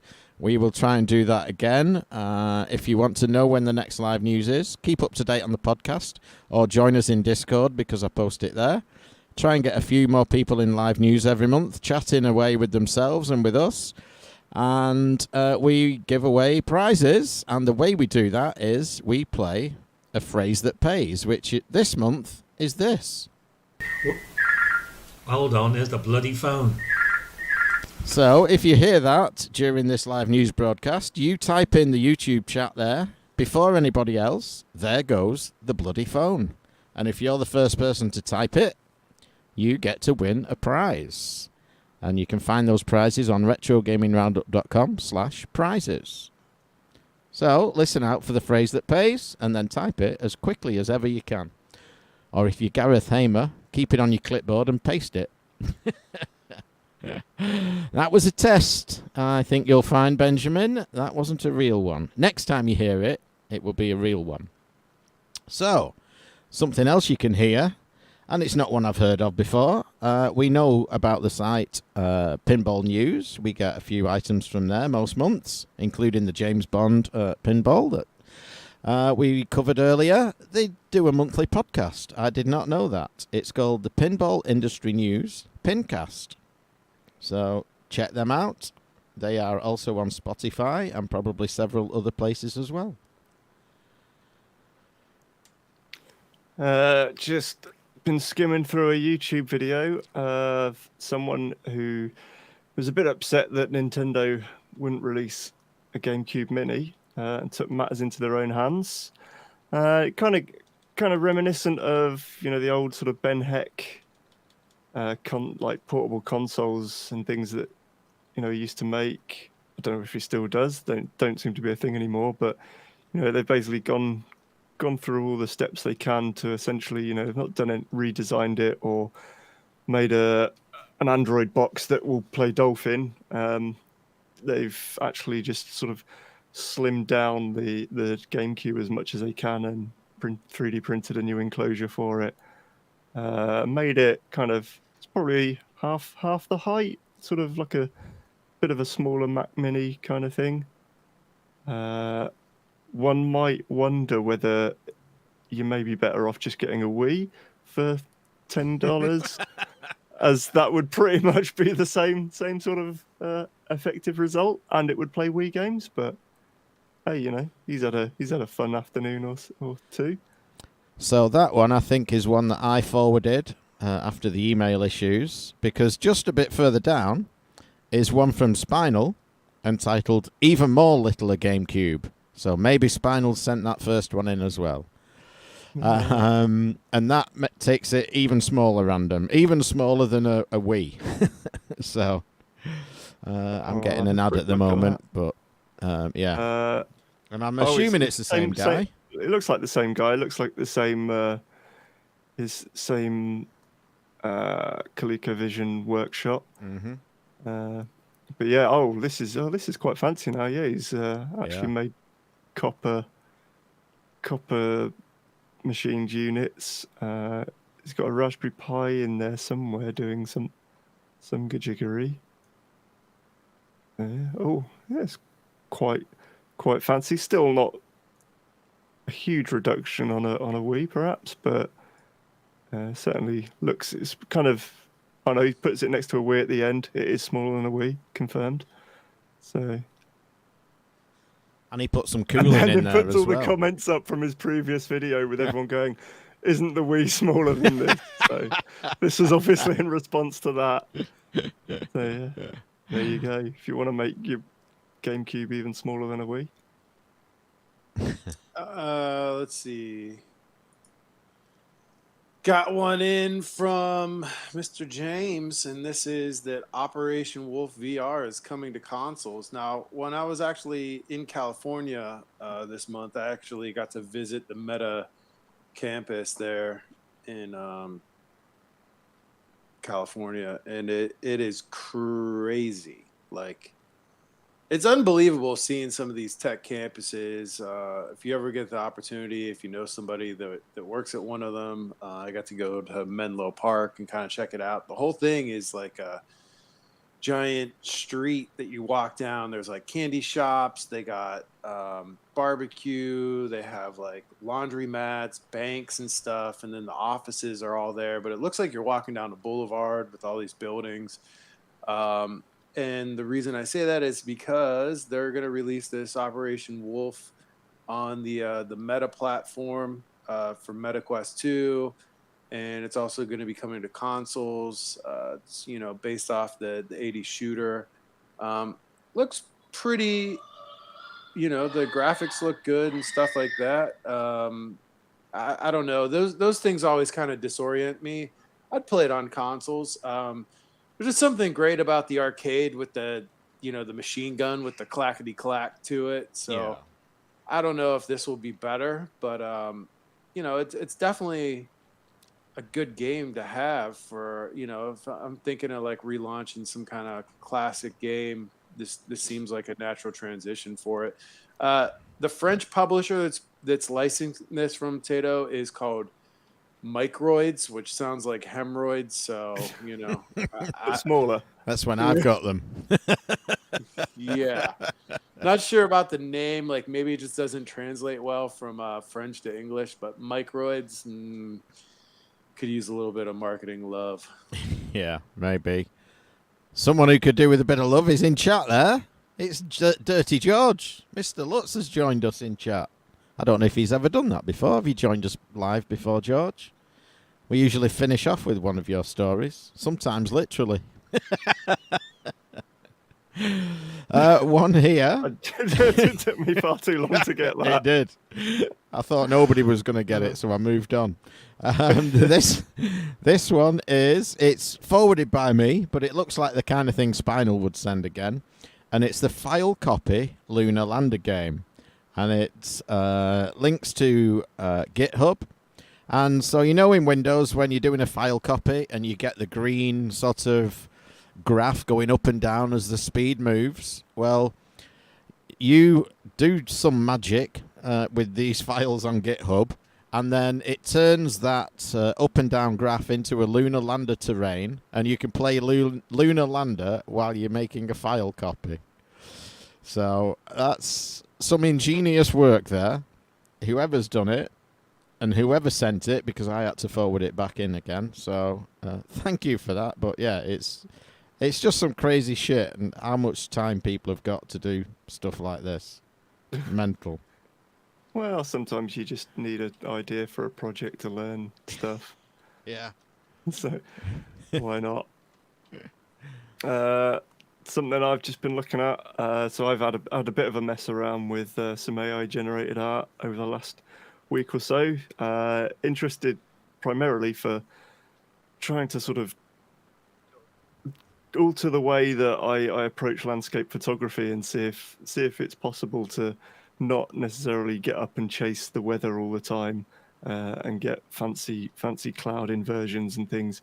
If I can just take an image that I've taken on a nice day and then sort of apply the cloud inversion to it later and things like that. Not going so well, and I'm getting sort of sidetracked with putting ridiculous things in and seeing what happens, which is good fun. But someone's been using it to take MS-DOS games in their sort of 16 color and some 256 color glory, where they've got sort of the large close-up portraits that you'd get, very sort of classic style of PC imagery, and then run it through AI with some interesting effects. Some looking a bit goofy, but some look just really weird, where they're taking Carl Katarn from Dark Forces and then it just looks like it's actually a photo of a person in a bomber jacket. It's pretty fun. So one here for the American among us, and it is the restaurants people wish were still in business, and they're all American. I think there's only a couple that I've heard of. So Sparkle, if you click on this one, and you can give us your verdict if there's any of these that you wish were still open, or any that you're particularly glad that they've gone. I'm trying to find this one. Let's see. It's right at the top. It's the second one. Let's see here. Yeah. Chi-Chi's was good. So that was sort of like a Mexican restaurant, I want to say in the 80s or 90s. But then I think they had a string of problems with like people getting like listeria and like dying from eating their lettuce or something like that. But Right. it was like probably one of the first national Mexican places. Let's see. I don't recognize Showbiz Pizza, which was obviously like a Chuck E. Cheese type thing. Yeah. Rax I liked. Let's see. Ponderosa. I feel like maybe they had a buffet or something. I think there's still big boys around. Burger Chef. My dad talked about that. Yeah, that looks like an Farrell's. old picture, like 70s or something. Yeah. Soul Plantation or Soup Plantation. Anything with plantation in the name is probably pretty sensitive here at this point. Mm-hmm. Yeah. I mean, Rax was kind of like Arby's, Right. from what I remember. It was pretty good. I think they had like an alligator was like their mascot or something. That was legit. Same with Chi-Chi's, but yeah, I think there's going to be a lot more restaurants kind of coming and going.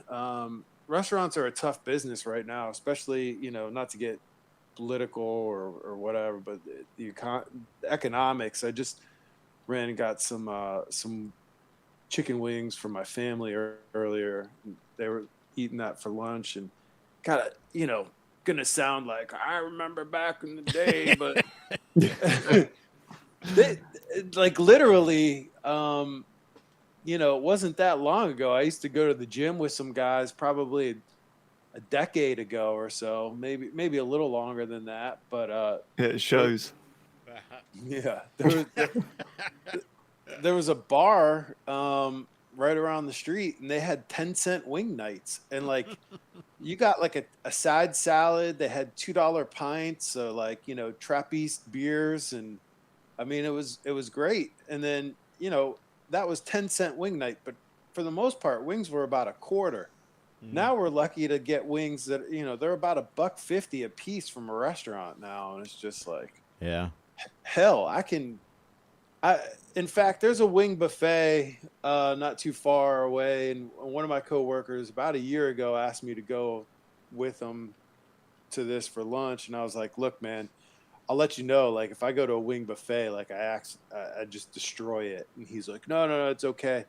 And I'm like, no, seriously, like I'm like competitive eating level when I go to, like I only eat meat like 2 months a year, and I'm actually vegan right now, but usually I'm vegetarian. What? So when I do go, I put it down, and I've just always felt like I could literally clean up on one of those like eating competitions. Like you go to these restaurants, they're like, oh, giant hamburger, like if you can finish that, I'm like, shit, I think I could eat 2 of them. But I went to this wing buffet with him, and I ate 111 wings. That's And more he than just looked, that's more than 55 chickens. he ate like, he looked completely disgusted. He's like, I will never eat with you again. Like I'm gonna throw up just like watching you eat. So gross. But yeah, like when I do it. But now, like, God, that would be like a small fortune to eat that. I mean, if they probably would have kicked me out of the buffet or something at today's prices. So who knows? But I think a lot more restaurants are probably going to close. I mean, value is probably the name of the game for the short term right now. I don't know. Are your prices on stuff kind of skyrocketed over there? Yeah, fuel went horrendous and is still not coming down as quickly as it went up. But everything is up pretty much, I would say. Yeah, definitely. All right. And no signs of it turning around anytime soon. Nope.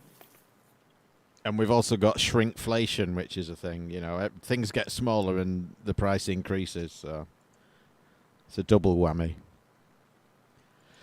One here from Spinal again. And he says I have to pronounce this correctly. Pronounce that subject however you like. It's not a typo. At Curry 2600. It's Atari with a Q in the middle, not an A. He was just reading a nice blog about someone who uses QR codes to store Atari 2600 games and use them in an emulator running on a Raspberry Pi. I thought everyone would like to read it. Yeah, and I've seen something similar. I think Retro Man Cave does that. Retro Man Cave is a YouTube channel over here. Well, it's a YouTube channel everywhere, I guess, but he's based over here. And he has like a room of his new place that's set up like an 80s computer shop would be, you know, with games on the shelves and things. And he's got a store. What are they called? I don't know what they're called. Like the console you get in a store where like the controller's hardwired to the thing, you know, kiosk. And he's got one of those, and like you pick up a game off the shelf, you scan the QR code, and it loads the game on the emulator. So I'm guessing it's using something similar to this. Although I think, did it with, was it SNES or Genesis games he did it with rather than Atari? But same principle. You scan a QR code, and it loads the game in the emulator. So yeah, neat technology.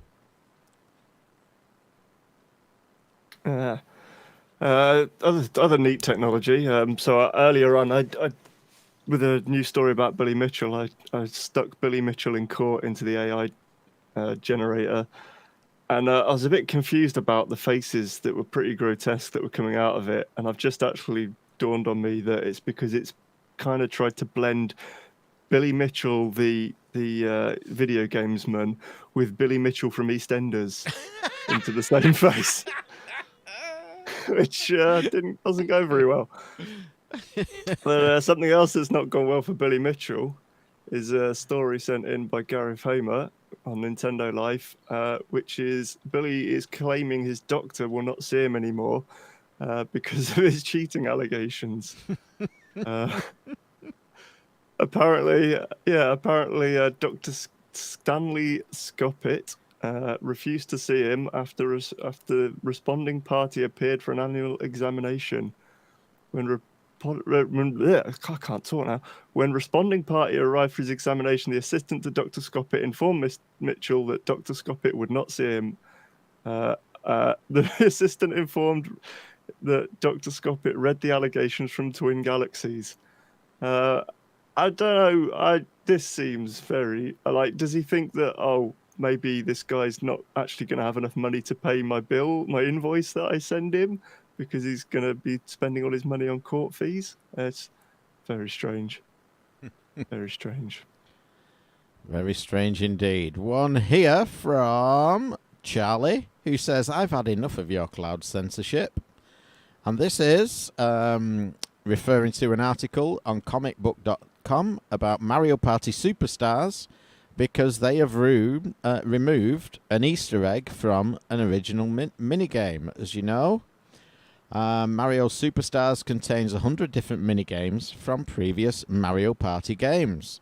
And they've graphically improved some of them, but they've also cleaned some of them up as well. This one in particular is the bobsled run, based on the Mario 64 minigame, where you race a penguin down an ice slide, and you can jump inside the penguin-shaped sled to race, and it had some anatomical inaccuracies, so you could like turn around and look at, from the inside, look at his rear end, and it had just had a big X there.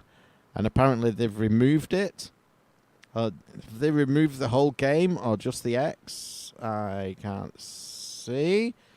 You're not allowed to stare at the rear end anymore. So they have censored a mini game. Be interesting to see what happens when, because they announced in the last Nintendo Direct that they're bringing Mario Party 1, 2, and 3 to the N64 emulation collection on the Switch. So it'll be interesting if they've taken it out of there or not. I can't imagine they will. No, Seems there like was. Oh, what was it now? Maybe you know.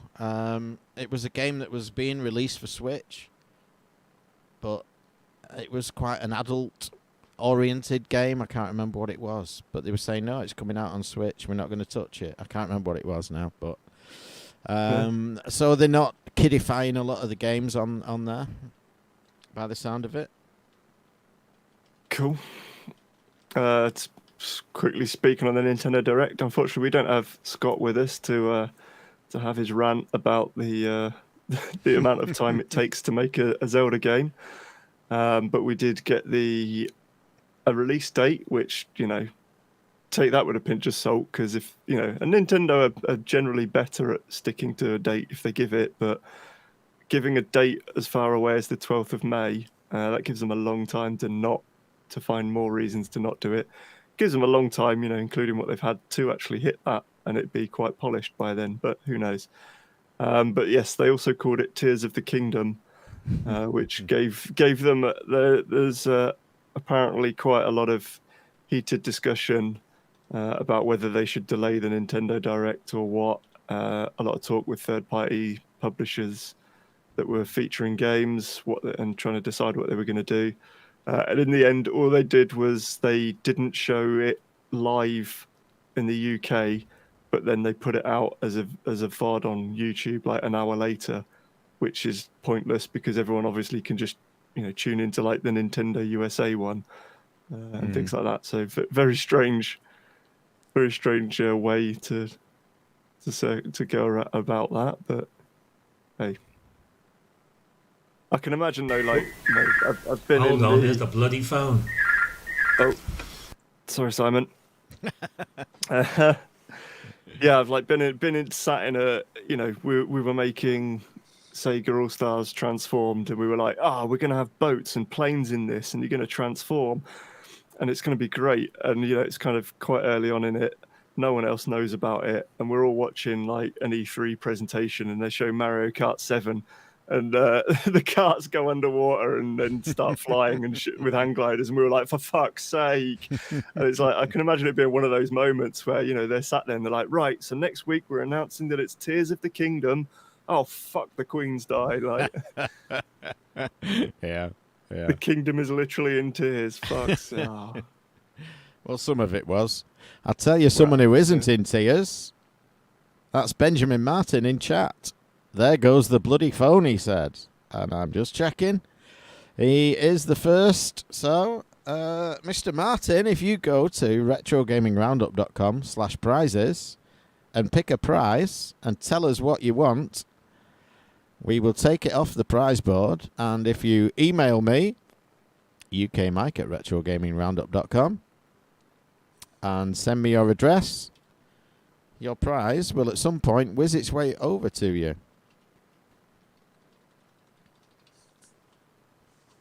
So, well done. 2 prizes down already. I'm sorry, the Jason's hump toy, the Bowser plushie, is gone, so you can't have that. Yes, Jason's hump toy. Yeah. Unlucky George. George was trying all sorts of phrases. Unfortunately, he didn't find the right one. So, the right phrase is, there goes the bloody phone. As I said earlier.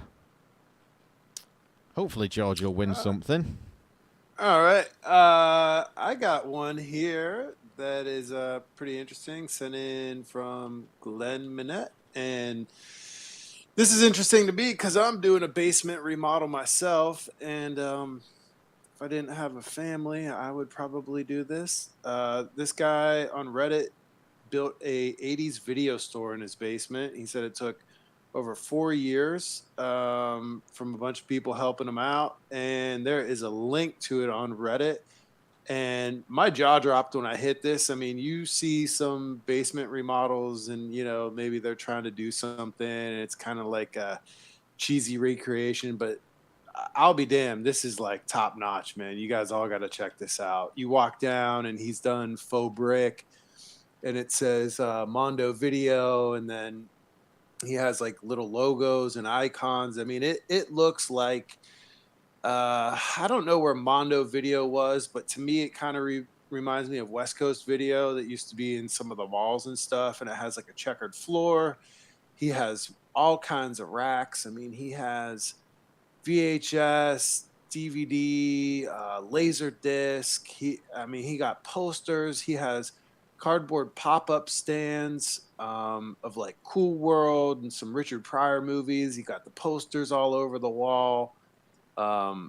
He has lighting. He has shit in different like areas where he has like his horror movies. He has a sports section. I mean, there's LED lighting throughout the top where it kind of has that laser that goes along the ceiling. It looks like he does have some workout equipment in there. I guess the guy's using it for some other uses, but I mean, goddamn, this looks just like a fucking video. So he has like a Hulk Hogan cut out ripping his shirt off. He even has like an adults only section, which is hilarious, with kind of like the old Western half doors that flap open, and he got spinner racks. He even has like a checkout counter, some chairs, and it looks like he has like a full little movie theater set up in a separate part of it. But I mean, this legitimately looks like a store. This is just incredible. It looks like it's 2,300 square feet.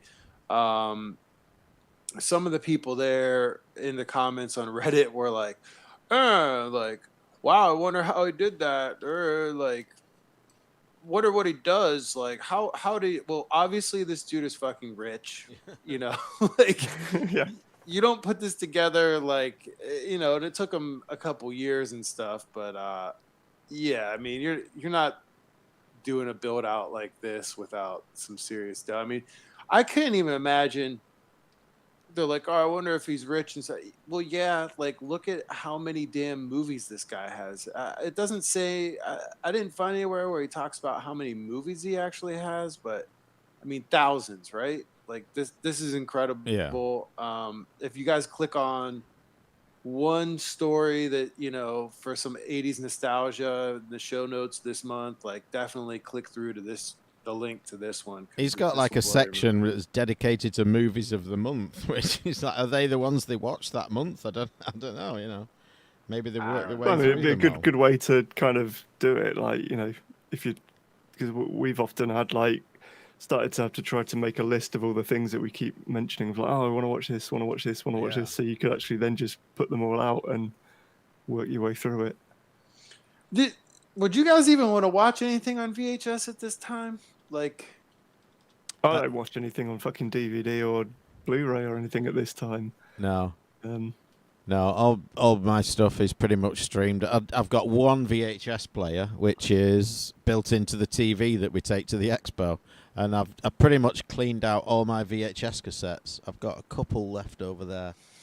I can't remember what they are, but yeah, I've nothing left on VHS or audio cassette. I've got rid of all my audio cassettes. I've still got quite a few CDs knocking about, but again, I stream music. I listen to it on my phone, So why the disparity between playing games on original hardware versus watching movies? Because watching a movie from a DVD and watching it from Plex, the experience is no different. You sat on the couch, you can rip it at the original, frame rate. You're not losing any of the experience, other than owning the physical thing, which you should do anyway if you're watching movies on Plex. But you're not missing out on the experience, whereas playing games on original hardware, you're playing them on the system, and particularly the older stuff on a CRT, the way they were coded, the way they were meant to be played, and the way they were meant to be experienced. If you emulate anything, pretty much, you're missing out on some aspect of it, whether it's ghosting because you're using a flat screen TV, whether it's weird colours, weird little sounds that are different because you're emulating, the experience is different with games. And the quality, on original hardware, the output quality, once you're at a certain, obviously you could use RF and it could be really shitty cables and it could look bad, but it's not difficult to get pretty clean video out of a, original hardware. But VHS, even with the best player and everything, like over time that tape's just going to degrade, get worse and worse and worse. And you start to sort of, lose out significantly on the experience. Yeah, Yep. I agree. Good. Something else you might agree with is looking forward to this new pinball. Another one. We covered the James Bond one earlier. This is Spinal Tap pinball. And it is coming from a Taiwan-based Taiwan-based home pin. They're much anticipated. This is Spinal Tap game, which they've debuted at the Pinfest show in Newcastle, Australia. I drove past Newcastle, Australia, doing about 60 miles an hour. It's an industrial town with nothing much to see, so we just kept going. So this, it's a new pinball, which is always quite exciting. Spinal Tap, I just wonder, whether they've captured, the essence of the film, the humour of the film. I hope they have. And obviously, I give it a try. Great movie, some great lines in there, and they brought a lot of it to this pinball. The see-through cocoons that the band are in on stage, and then one of them gets trapped in it. Again, spoiler for a 25-year-old movie. So they've got that in there.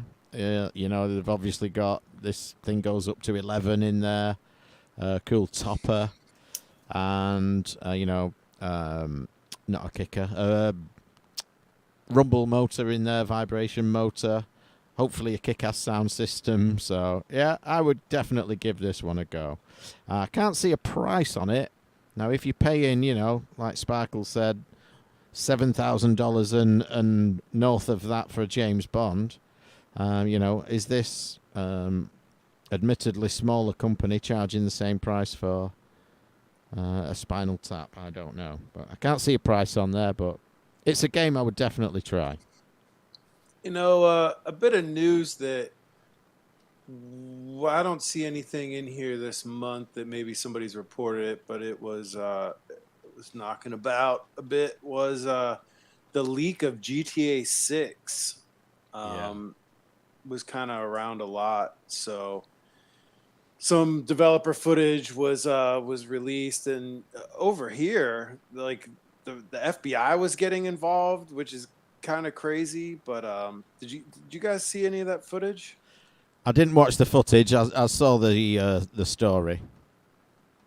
Yeah, I saw bits and pieces that were cropping up on Twitter, and then I saw the news of the arrest of the 17-year-old kid in London. But I think the FBI, Rockstar are very litigious for a start, even, to press doing minor infractions. So it's not surprising that they were trying to, they would spend money to send a full force after them. But whether it's I don't know whether it was confirmed or not, but it was he was claiming that he was also behind the Uber hack recently.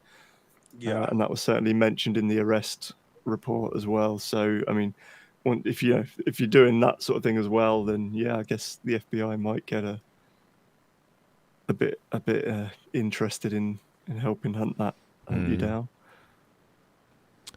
Yeah. Yep. So Benjamin, I know you're about to email me what prize you want, but if you post it in the chat, then I can remove it from the list for next time we give a prize away. Has he emailed you, Random, or is he wants GTA Vice City Stories on PSP? It says in the chat. Okay, I will remove. Is that one that you've got? It will be, yeah. Okay. That seems to ring the bell. I thought it might have been, rather than being in my collection somewhere. No, I've forgotten now what I was going to say. Doesn't matter.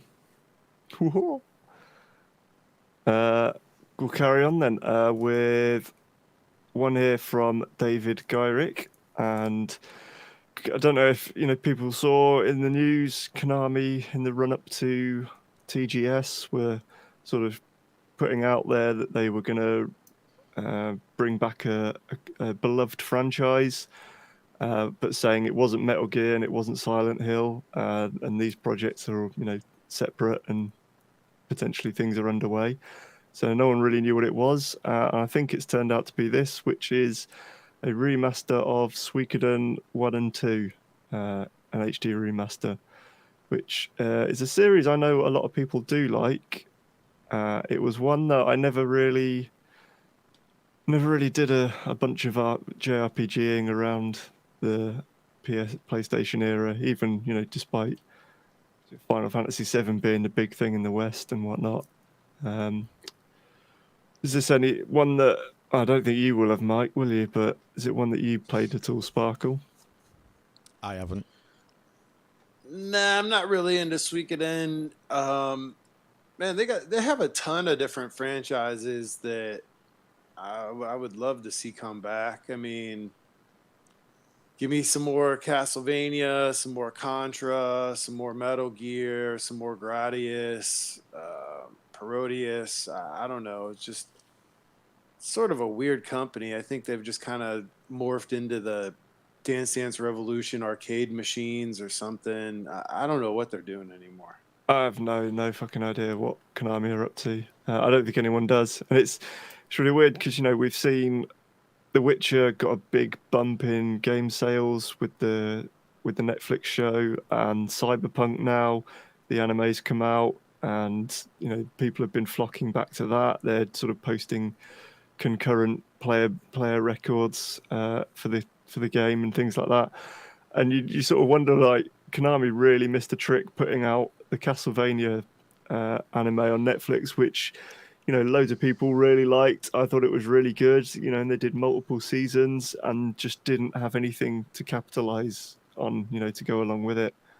So yeah, I mean, whether it possibly helped the sales of Bloodstained to some degree, I don't know, and it still went to Igarashi, but not Konami. Bloodstain was great. I mean, we've talked about that, and even the last couple Castlevanias that were on the PlayStation 3, I think there was like part 1, part 2 or something. They weren't awful. They were like 3D, which was a little weird, but yeah, I've not played them much, but they've been ones that I've always wanted to play more and properly. I bought them, that was like a day one purchase for me, and I enjoyed them. I didn't, still weren't as good as some of the 2D side scroller ones, but they were fine. And they seemed a little bit more budget the way they were made.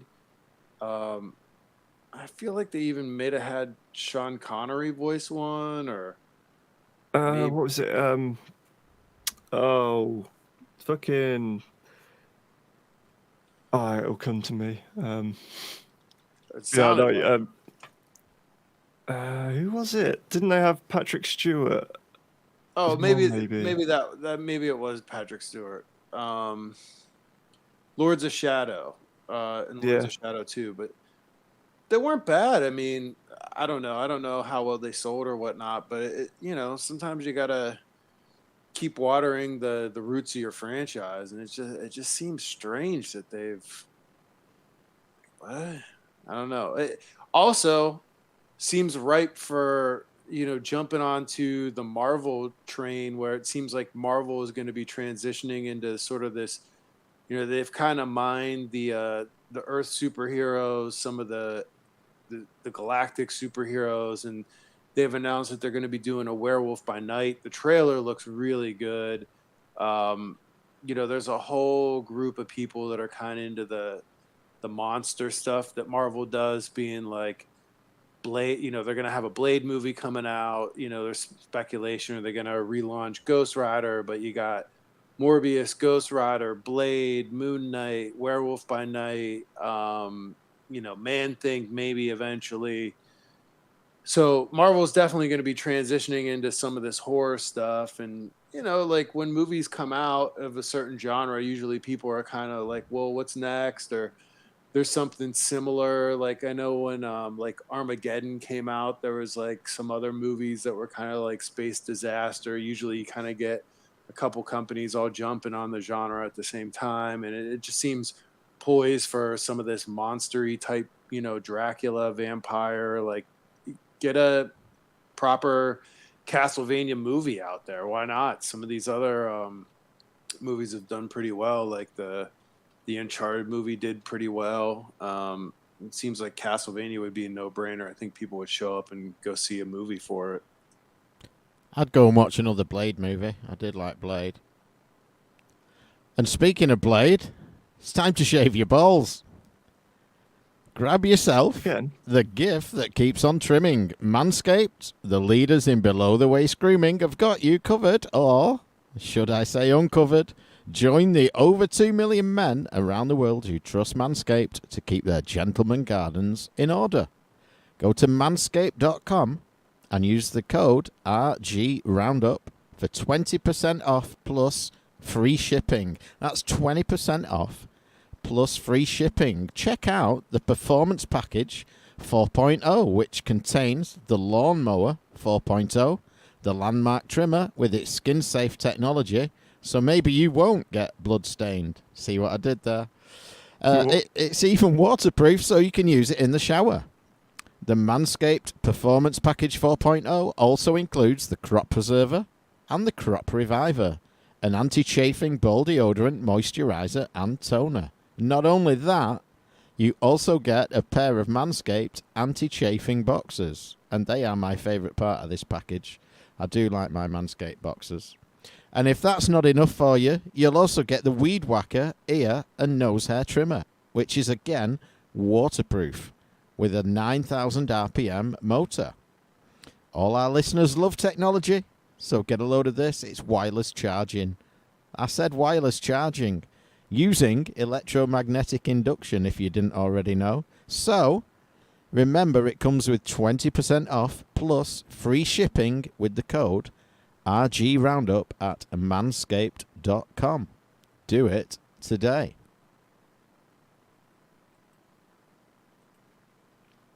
There you go. Back to newsing then. And I've got one here. Retro Roadshow from Gareth Hamer. And I think he sent one maybe last month. Maybe this is something the BBC do a lot. Rerun some of the old stories.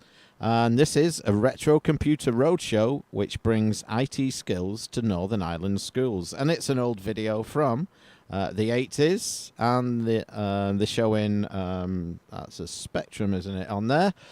I haven't watched the video. I did have a quick skim through the article. They've also got an Atari 2600 in there, and they're just talking about what was then new technology. So it's a bit of a retro BBC article. Thank you, Gareth Hamer, for that.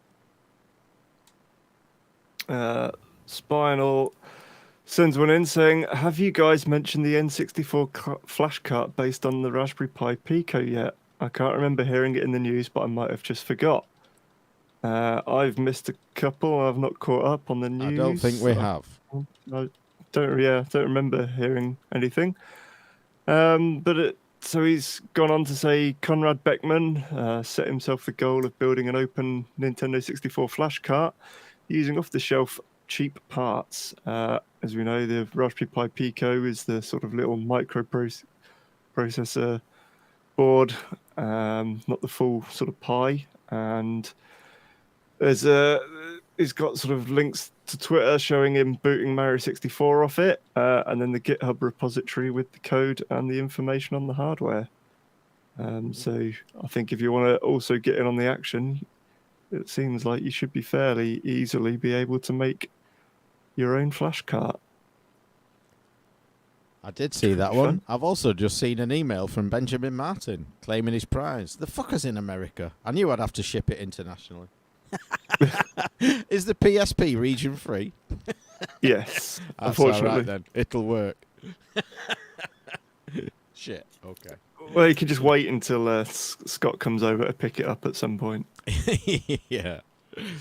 No, I will ship it, and I'll enjoy shipping it just because Benjamin was in live chat and because he entered the phrase that pays.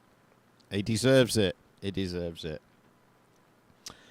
Okay. This one was from me. I haven't read it. Sorry, I have read it. I haven't watched it. It is a video on Slope's YouTube channel, which covers Sega's weird Indian history. It's in my watch later list. I just haven't watched it later yet. So he usually does good stuff, though. We've promoted some of his stuff on there before. On here before, I should say. And they're usually pretty good documentaries. And he did tell me about a year ago he'd contact me to do a video on the Coleco Chameleon. I'm still waiting. I'm right here. I'm ready when you are. Okay. While we wait for that, we have another one that came in from Slopes Game Room, and That's the one I've just done.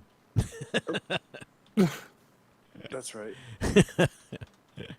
Maybe you Well, could while watch you the look for video another one. twice. I've got another one from Spinal. And we heard earlier about a PS1 controller adapter. This is the news that Retro RGB have recently released a replacement controller board for the GameCube, which allows any sort of Bluetooth controllers to then be connected to your GameCube. So we're talking PlayStation 3, 4, 5, Xbox One and Series controllers, Nintendo Switch controllers, and the 8-bit DOE controllers, Wii controllers, and generic HID controllers and Bluetooth keyboards. So if you're like me and your Wavebirds kind of starting to the rubber on it starting to go a bit weird in age, maybe worth switching out for, and especially the 8-bit DOEs, which great little Switch controllers, great little sort of PC, Bluetooth, Xbox 360 compatible controllers.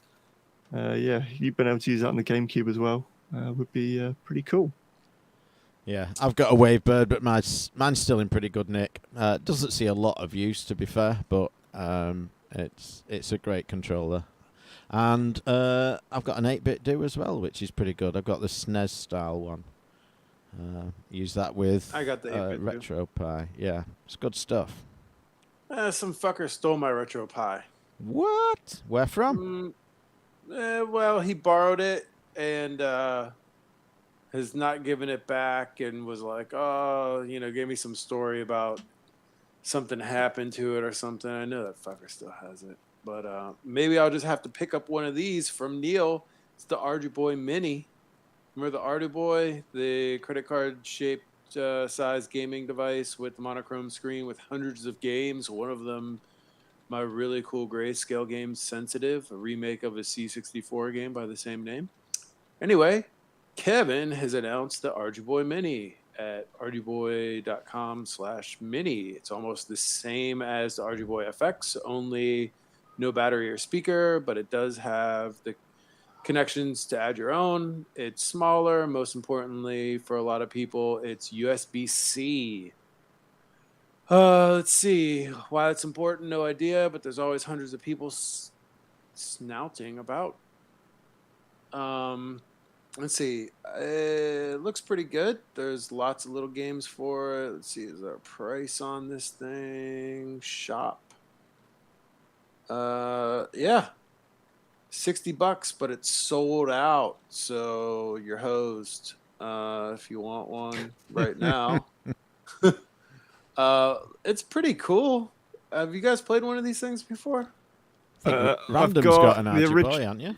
Yeah, I've got the original Argy Boy and then the Tetris spin-off that they made of it, which was also meant to be programmable, but they couldn't get the agreement from the Tetris Holdings company to have that with reprogrammable memory as well as the Tetris ROM. But that's in the Tetris one's also a landscape format, but it's a great little sort of thick credit card sized machine to leave in the bathroom and play Tetris while you're having a poo. I did some messing about with the original one. I realized the screen was pretty much the same as essentially the same as like a pinball DMD. So I was writing like mini games from pinball games to run on it. So I started doing the Terminator 2 one where you're shooting the robots. But yeah, never sort of carried on with it. I've not really done any programming for ages. Are any of the games pretty good?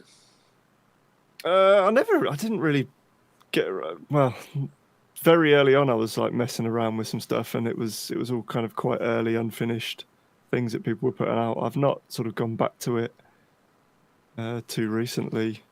By recently, I mean in probably about 5 years now. Looks like the community forums are pretty active on their page here. Yeah, I mean, I don't know how many people maybe went over to the Playdate, which again, sort of similar sort of black and white screen. But yeah, we'll see. Benjamin in chat says he recently picked up the Arduino Boy Pro, which turns your Game Boy into a MIDI output device. Very cool. And Benjamin, you've been calling me Dave all night. I'm Mike. The other one's Dave. What? That one. So one here, the Analog Pocket SNES Core. There is one now. And this one links to a tweet. It was sent in by Spinal. So if you've got an Analog Pocket, you can now run a SNES Core on it. So, random question for you. I'm surprised this hasn't been done already. So obviously all the analog products, the NT and all of that, they're going to be running different FPGAs, and so you would have to write a new SNES core for each one. Is that right? I mean, they're similar, but yeah, there will be, enough sort of slight tweaks that you'd have to do. I don't think it's just a case of this is running a Cyclone 5 or whatever. We just smack the same thing on it. The Pocket runs definitely a different, quite a bit smaller FPGA than the home consoles did, which they had to do for battery reasons and things like that, and for the portability. So I think that's why it's maybe taken a bit longer. Right. Oh, and there's some weird things as well, because what they allow you to write to isn't like the same as. It's almost like it's a second FPGA that's smaller still than the main FPGA or something. They were doing something weird with it, and the intention was that people can write sort of cores and other things, but I don't think they were intending that you'd be able to completely write the same level of cores that you could for most other things like the Mister or the other analog stuff. Right. So Spinal sent us one in there. Maybe he hasn't heard us talk about it before. We have mentioned it before. That's the new iteration of the VMU, the VMU2. We have covered that one a couple of times, I think, in previous months, but it will be in the show notes again if you want to click on it and read about that. And then he sent this one about the Paquito Plus, which is yet another little handheld thing. Seems to be a glut of these at the moment. And he says, do you remember the original Paquito? And I must admit, I do not. No. It missed us. It must be on the radar of people like Spinal in this coding and funky hardware world. But no, it missed me completely, that. So I'm guessing the Paquito Plus is at least one better than the Paquito. And it's just like a teaser chip. Maybe. It's a link to a tweet, which is just kind of a teaser. Simply an image that says Paquito Plus. And it's in green, so maybe it is colour, and the original's black and white, possibly. We'll have to wait and see. Oh, wait for Spinal to educate us. I'm waiting to be edumacated. And then Gareth Hamer sent this one in, which I think we covered last month. I think Scott did this one last month. C64 OS. Maybe it was a preview last time, but it's been released now. And this gives you like a full windowed system on the C64. Definitely one we've seen before, but don't let that put you off sending us news items. If you see one and you think, oh, I'll send this to Retro Gaming Roundup, but then probably everyone else has sent it, so I won't bother. Send it anyway, because there's a chance somebody else didn't, and even if they did, we'll give you a name check as well. So, well, hopping on the C64 news, the 3D Monster Maze, the 1981-82 Sinclair ZX81 game is coming to the Commodore 64. Looks like some folks are putting this together, and you get to traverse a 3D maze to reach the exit while avoiding the hostile monster, the Tyrannosaurus Rex. It's cool that people are still putting things out like that. Not one that I am rushing out to go play, but if you have some nostalgia and you love 3D Monster Maze, hey, this is coming out for you. yeah, I had a mate who played it. He had a ZX81 way back when we were at school, and he had Monster Maze running. But yeah, I mean, it's a very early home game, one of the first home games, computer wise, I guess. But yeah, how well it translates today, I don't know. It's no Doom clone, put it that way. But it's great that people are still doing this, and if it keeps them out of jail, even all the better. I keeps them out of jail. There's some like horrible games that were from the Mac 512K that, they're probably shit games like the Rogue that was on it and everything else. And I go back and I play those games on emulation and stuff. So, I can't hate somebody for liking a game that other people might view as kind of rudimentary or shitty at this point. Yeah. What were we talking about the other day? It came up as a possible top 10 games that haven't aged well. And like it's tricky because some of them haven't, like GoldenEye on the N64. Put that in 4-player mode, it looks horrendous, but if you put yourself even single player, it doesn't. There's aspects of it that don't hold up very well. It's not the best, but then we were there when it came out and we were playing it when it was contemporary, and it was cutting edge then, so it's kind of hard to pick good games for that top 10. At the time, the way it did things like with the mission structure and especially with the difficulty levels and how it changed the challenge, it didn't just give you more enemies that took more bullets to kill and shot you better. It gave you extra spy shit to do, and it was quite clever in that. But then these days, there's a lot of aspects of the design and the AI that then don't really sort of hold up from a more modern perspective. You're like, we stopped doing this because instant kill stupid things that happen because AI does random stuff is just dumb, and things like that.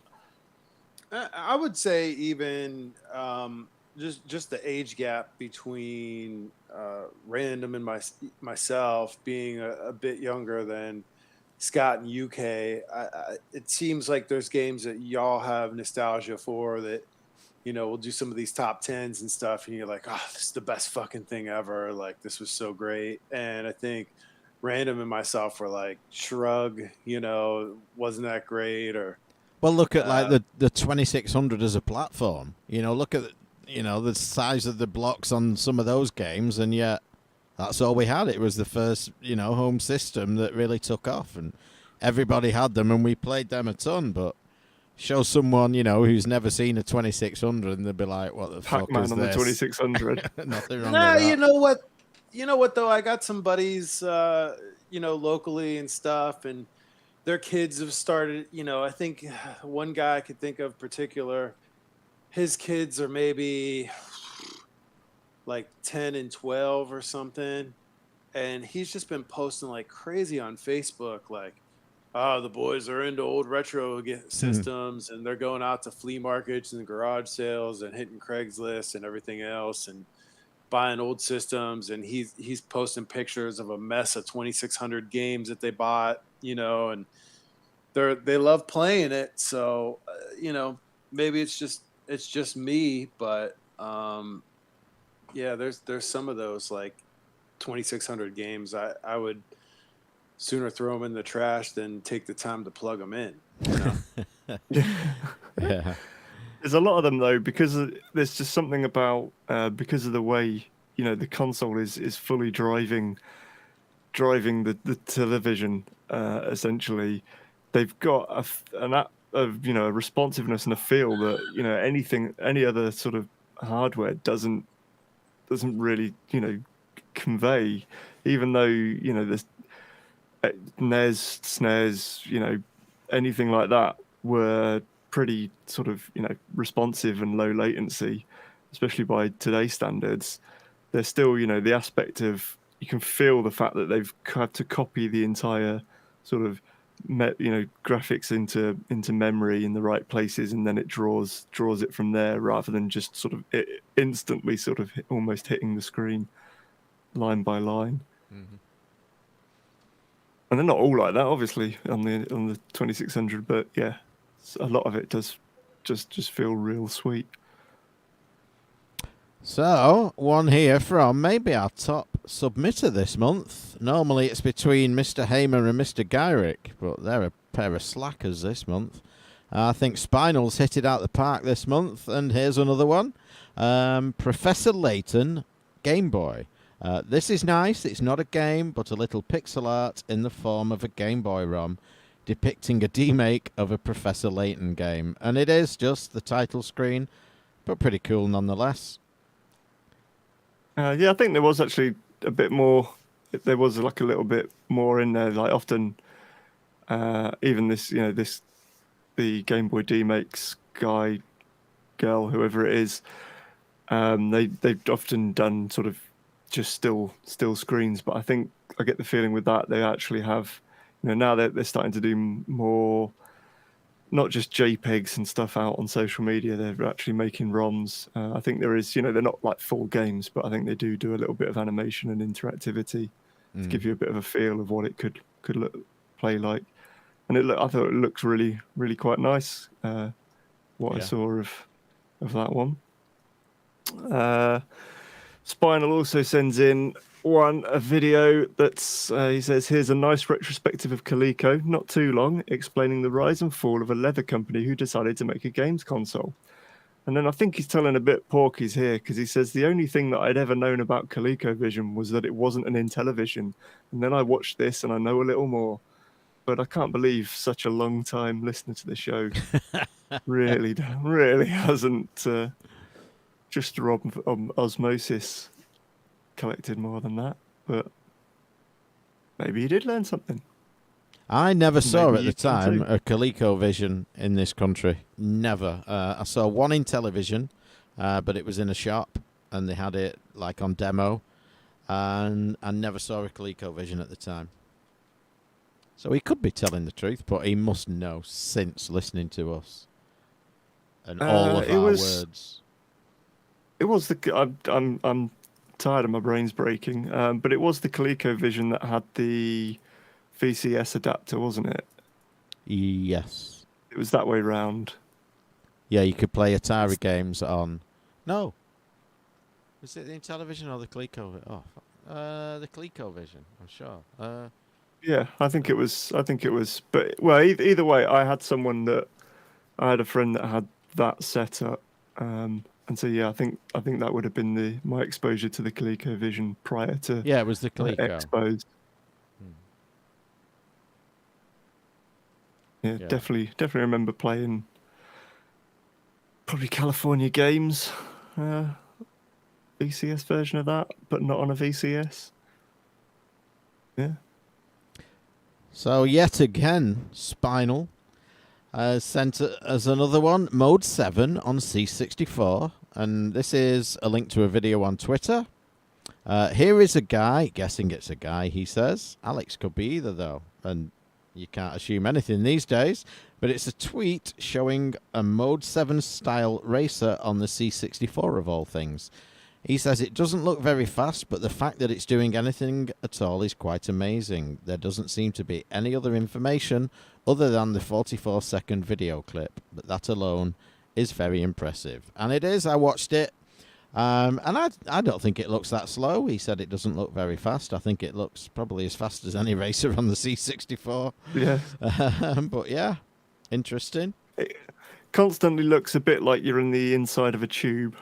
It Or sort does, of, you know, yeah. going sort of in a, you know, with that kind of style of racing game where you're going down a hill and it's up a hill at the other side, sort of thing. So the perspectives may be a bit weird, but no, I think that's.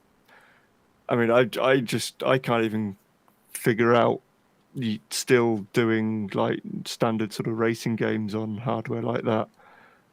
Well, a lot of tiled based hardware for starters, but yeah, sort of the earlier 8-bit micros. It's eluded me still somewhat.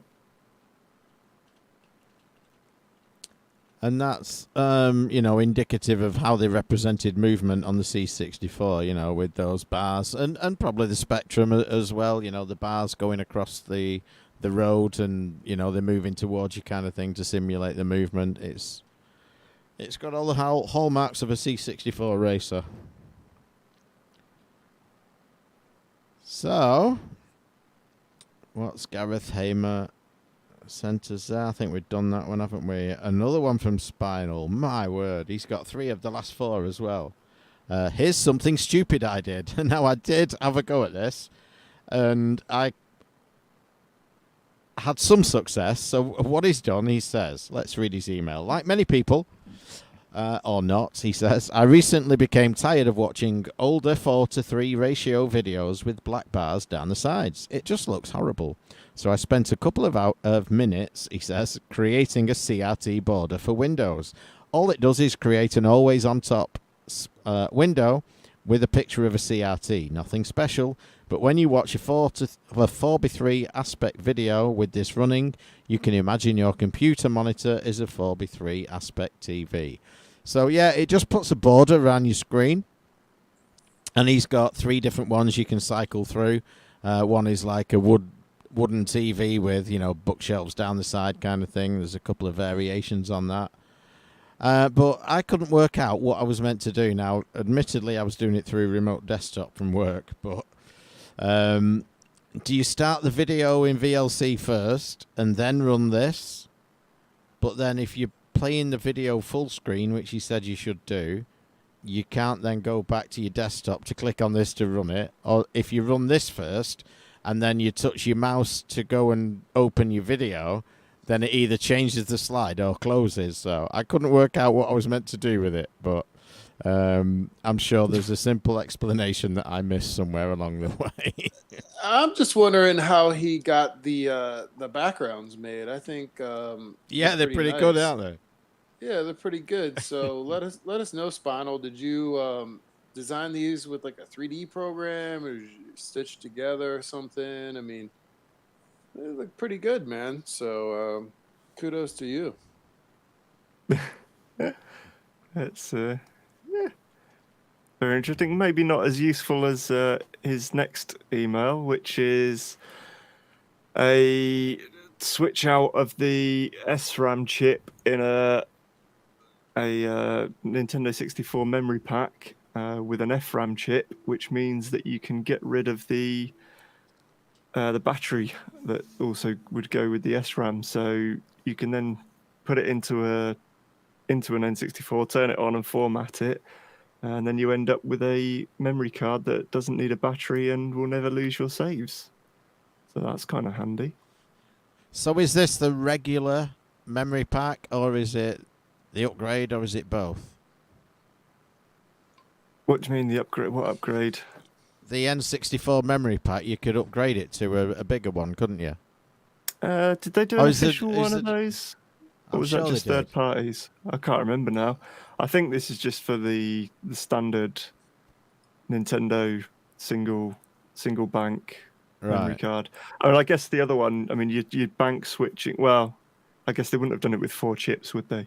They would have just bank switched through addresses in a larger chip. But I presume you could probably do that if you found the right chips to replace it with. But Right, but this one is specifically talking about the original Nintendo one. yeah, Yeah.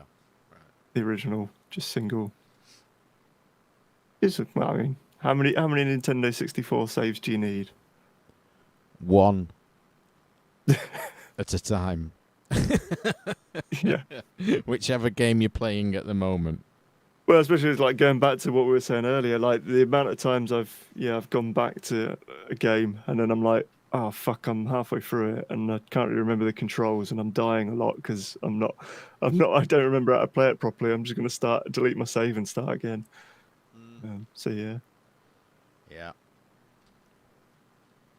So, breaking up the spinal submissions, this one is from Noise Chip, who has sent us a new Amico game. And he says, hello, I'd like to share a new game with you and your audience. It's called 1010 Amico Again. It's a parody Night Stalker game with the Amico shills and haters, but for adults only. For more info and downloadables here. The link will be in the show notes, as will everything else we've discussed tonight. So if you fancy playing an Amico game, what does it run on? Is it Windows? Exclusive. A 32-bit exclusive. What's it run on? I'm scrolling down trying to find it.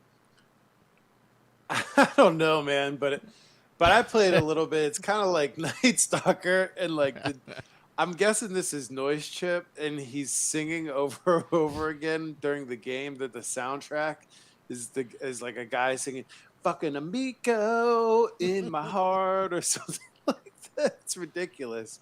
I don't know. You can play it in browser from the links. So. Right. Okay. Yeah, I mean. Oh yeah, web browser version. Yeah, you may or may not go back to this one a couple times, but it's if you've been following the Miko news and you think it's kind of charming, it's worth a couple clicks for sure. So Noise Chip, cool that you made this for sure. Content warning: major seizure and background music contains offensive content. Yeah, if you hit like the J button or something, it kind of frazzles out for me. I don't know if that's intentional or not, like if it's supposed to give you a seizure or what the hell's going on with it, but yeah. It's good to see a programmer with a sense of humor anyway. Yeah, I do like that. So, final one then. It's not a dirty one from George Lutz. Is he still in chat there? He is. He's still chatting. Him and Benjamin have hit it right off. George wants to go and play GTA on the PSP when it arrives. GB Operator from Spinal. And this is... let's read his email. I'll move it over here slightly. I know many of us don't care too much about crossing the grey legal line when it comes to playing some ROMs on emulation. But some of us might very well care that we obtain our ROM files as legally as possible. That's possibly why Epilogue have created a device that will run your original Game Boy/Game Boy Color/Game Boy Advance games straight from the cart and save directly to them also. It will also write ROM files to blank carts, which you would only ever do if you were developing homebrew, of course. So this is, I'm guessing it's USB, and it's like a cartridge slot that you would plug into your computer. You would run an emulator, but you would play from your original cart, and it would use that cart as your console would. So, like he says, it would update your save games, etc. You can use the device to back up your game saves as well, so you can, play in an emulator, write your save to the cart, take the cart on the move and carry on. But he says, it looks handy, however, playing an original cart on an emulator versus a downloaded ROM file will not affect how accurate the emulation is, so if you're a purist, just buy a GBA. Or I would say buy a GBA SP because it's backlit. Playing a GBA is not easy these days. get a GBA and put a IPS screen in it is Yeah. is my preferred. That's the better form Preferred factor. choice. It's more comfortable for long spells, definitely. Unless you've got the holder that I've got for the SP, which gives you like thumb grips and what have you. Gives you wings. It does. Retro Gaming Roundup, it gives you wings. And we're out of news.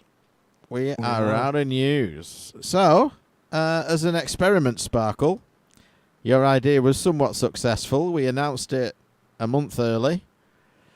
And we got some people in, and we gave some prizes away. So I would say achievement unlocked.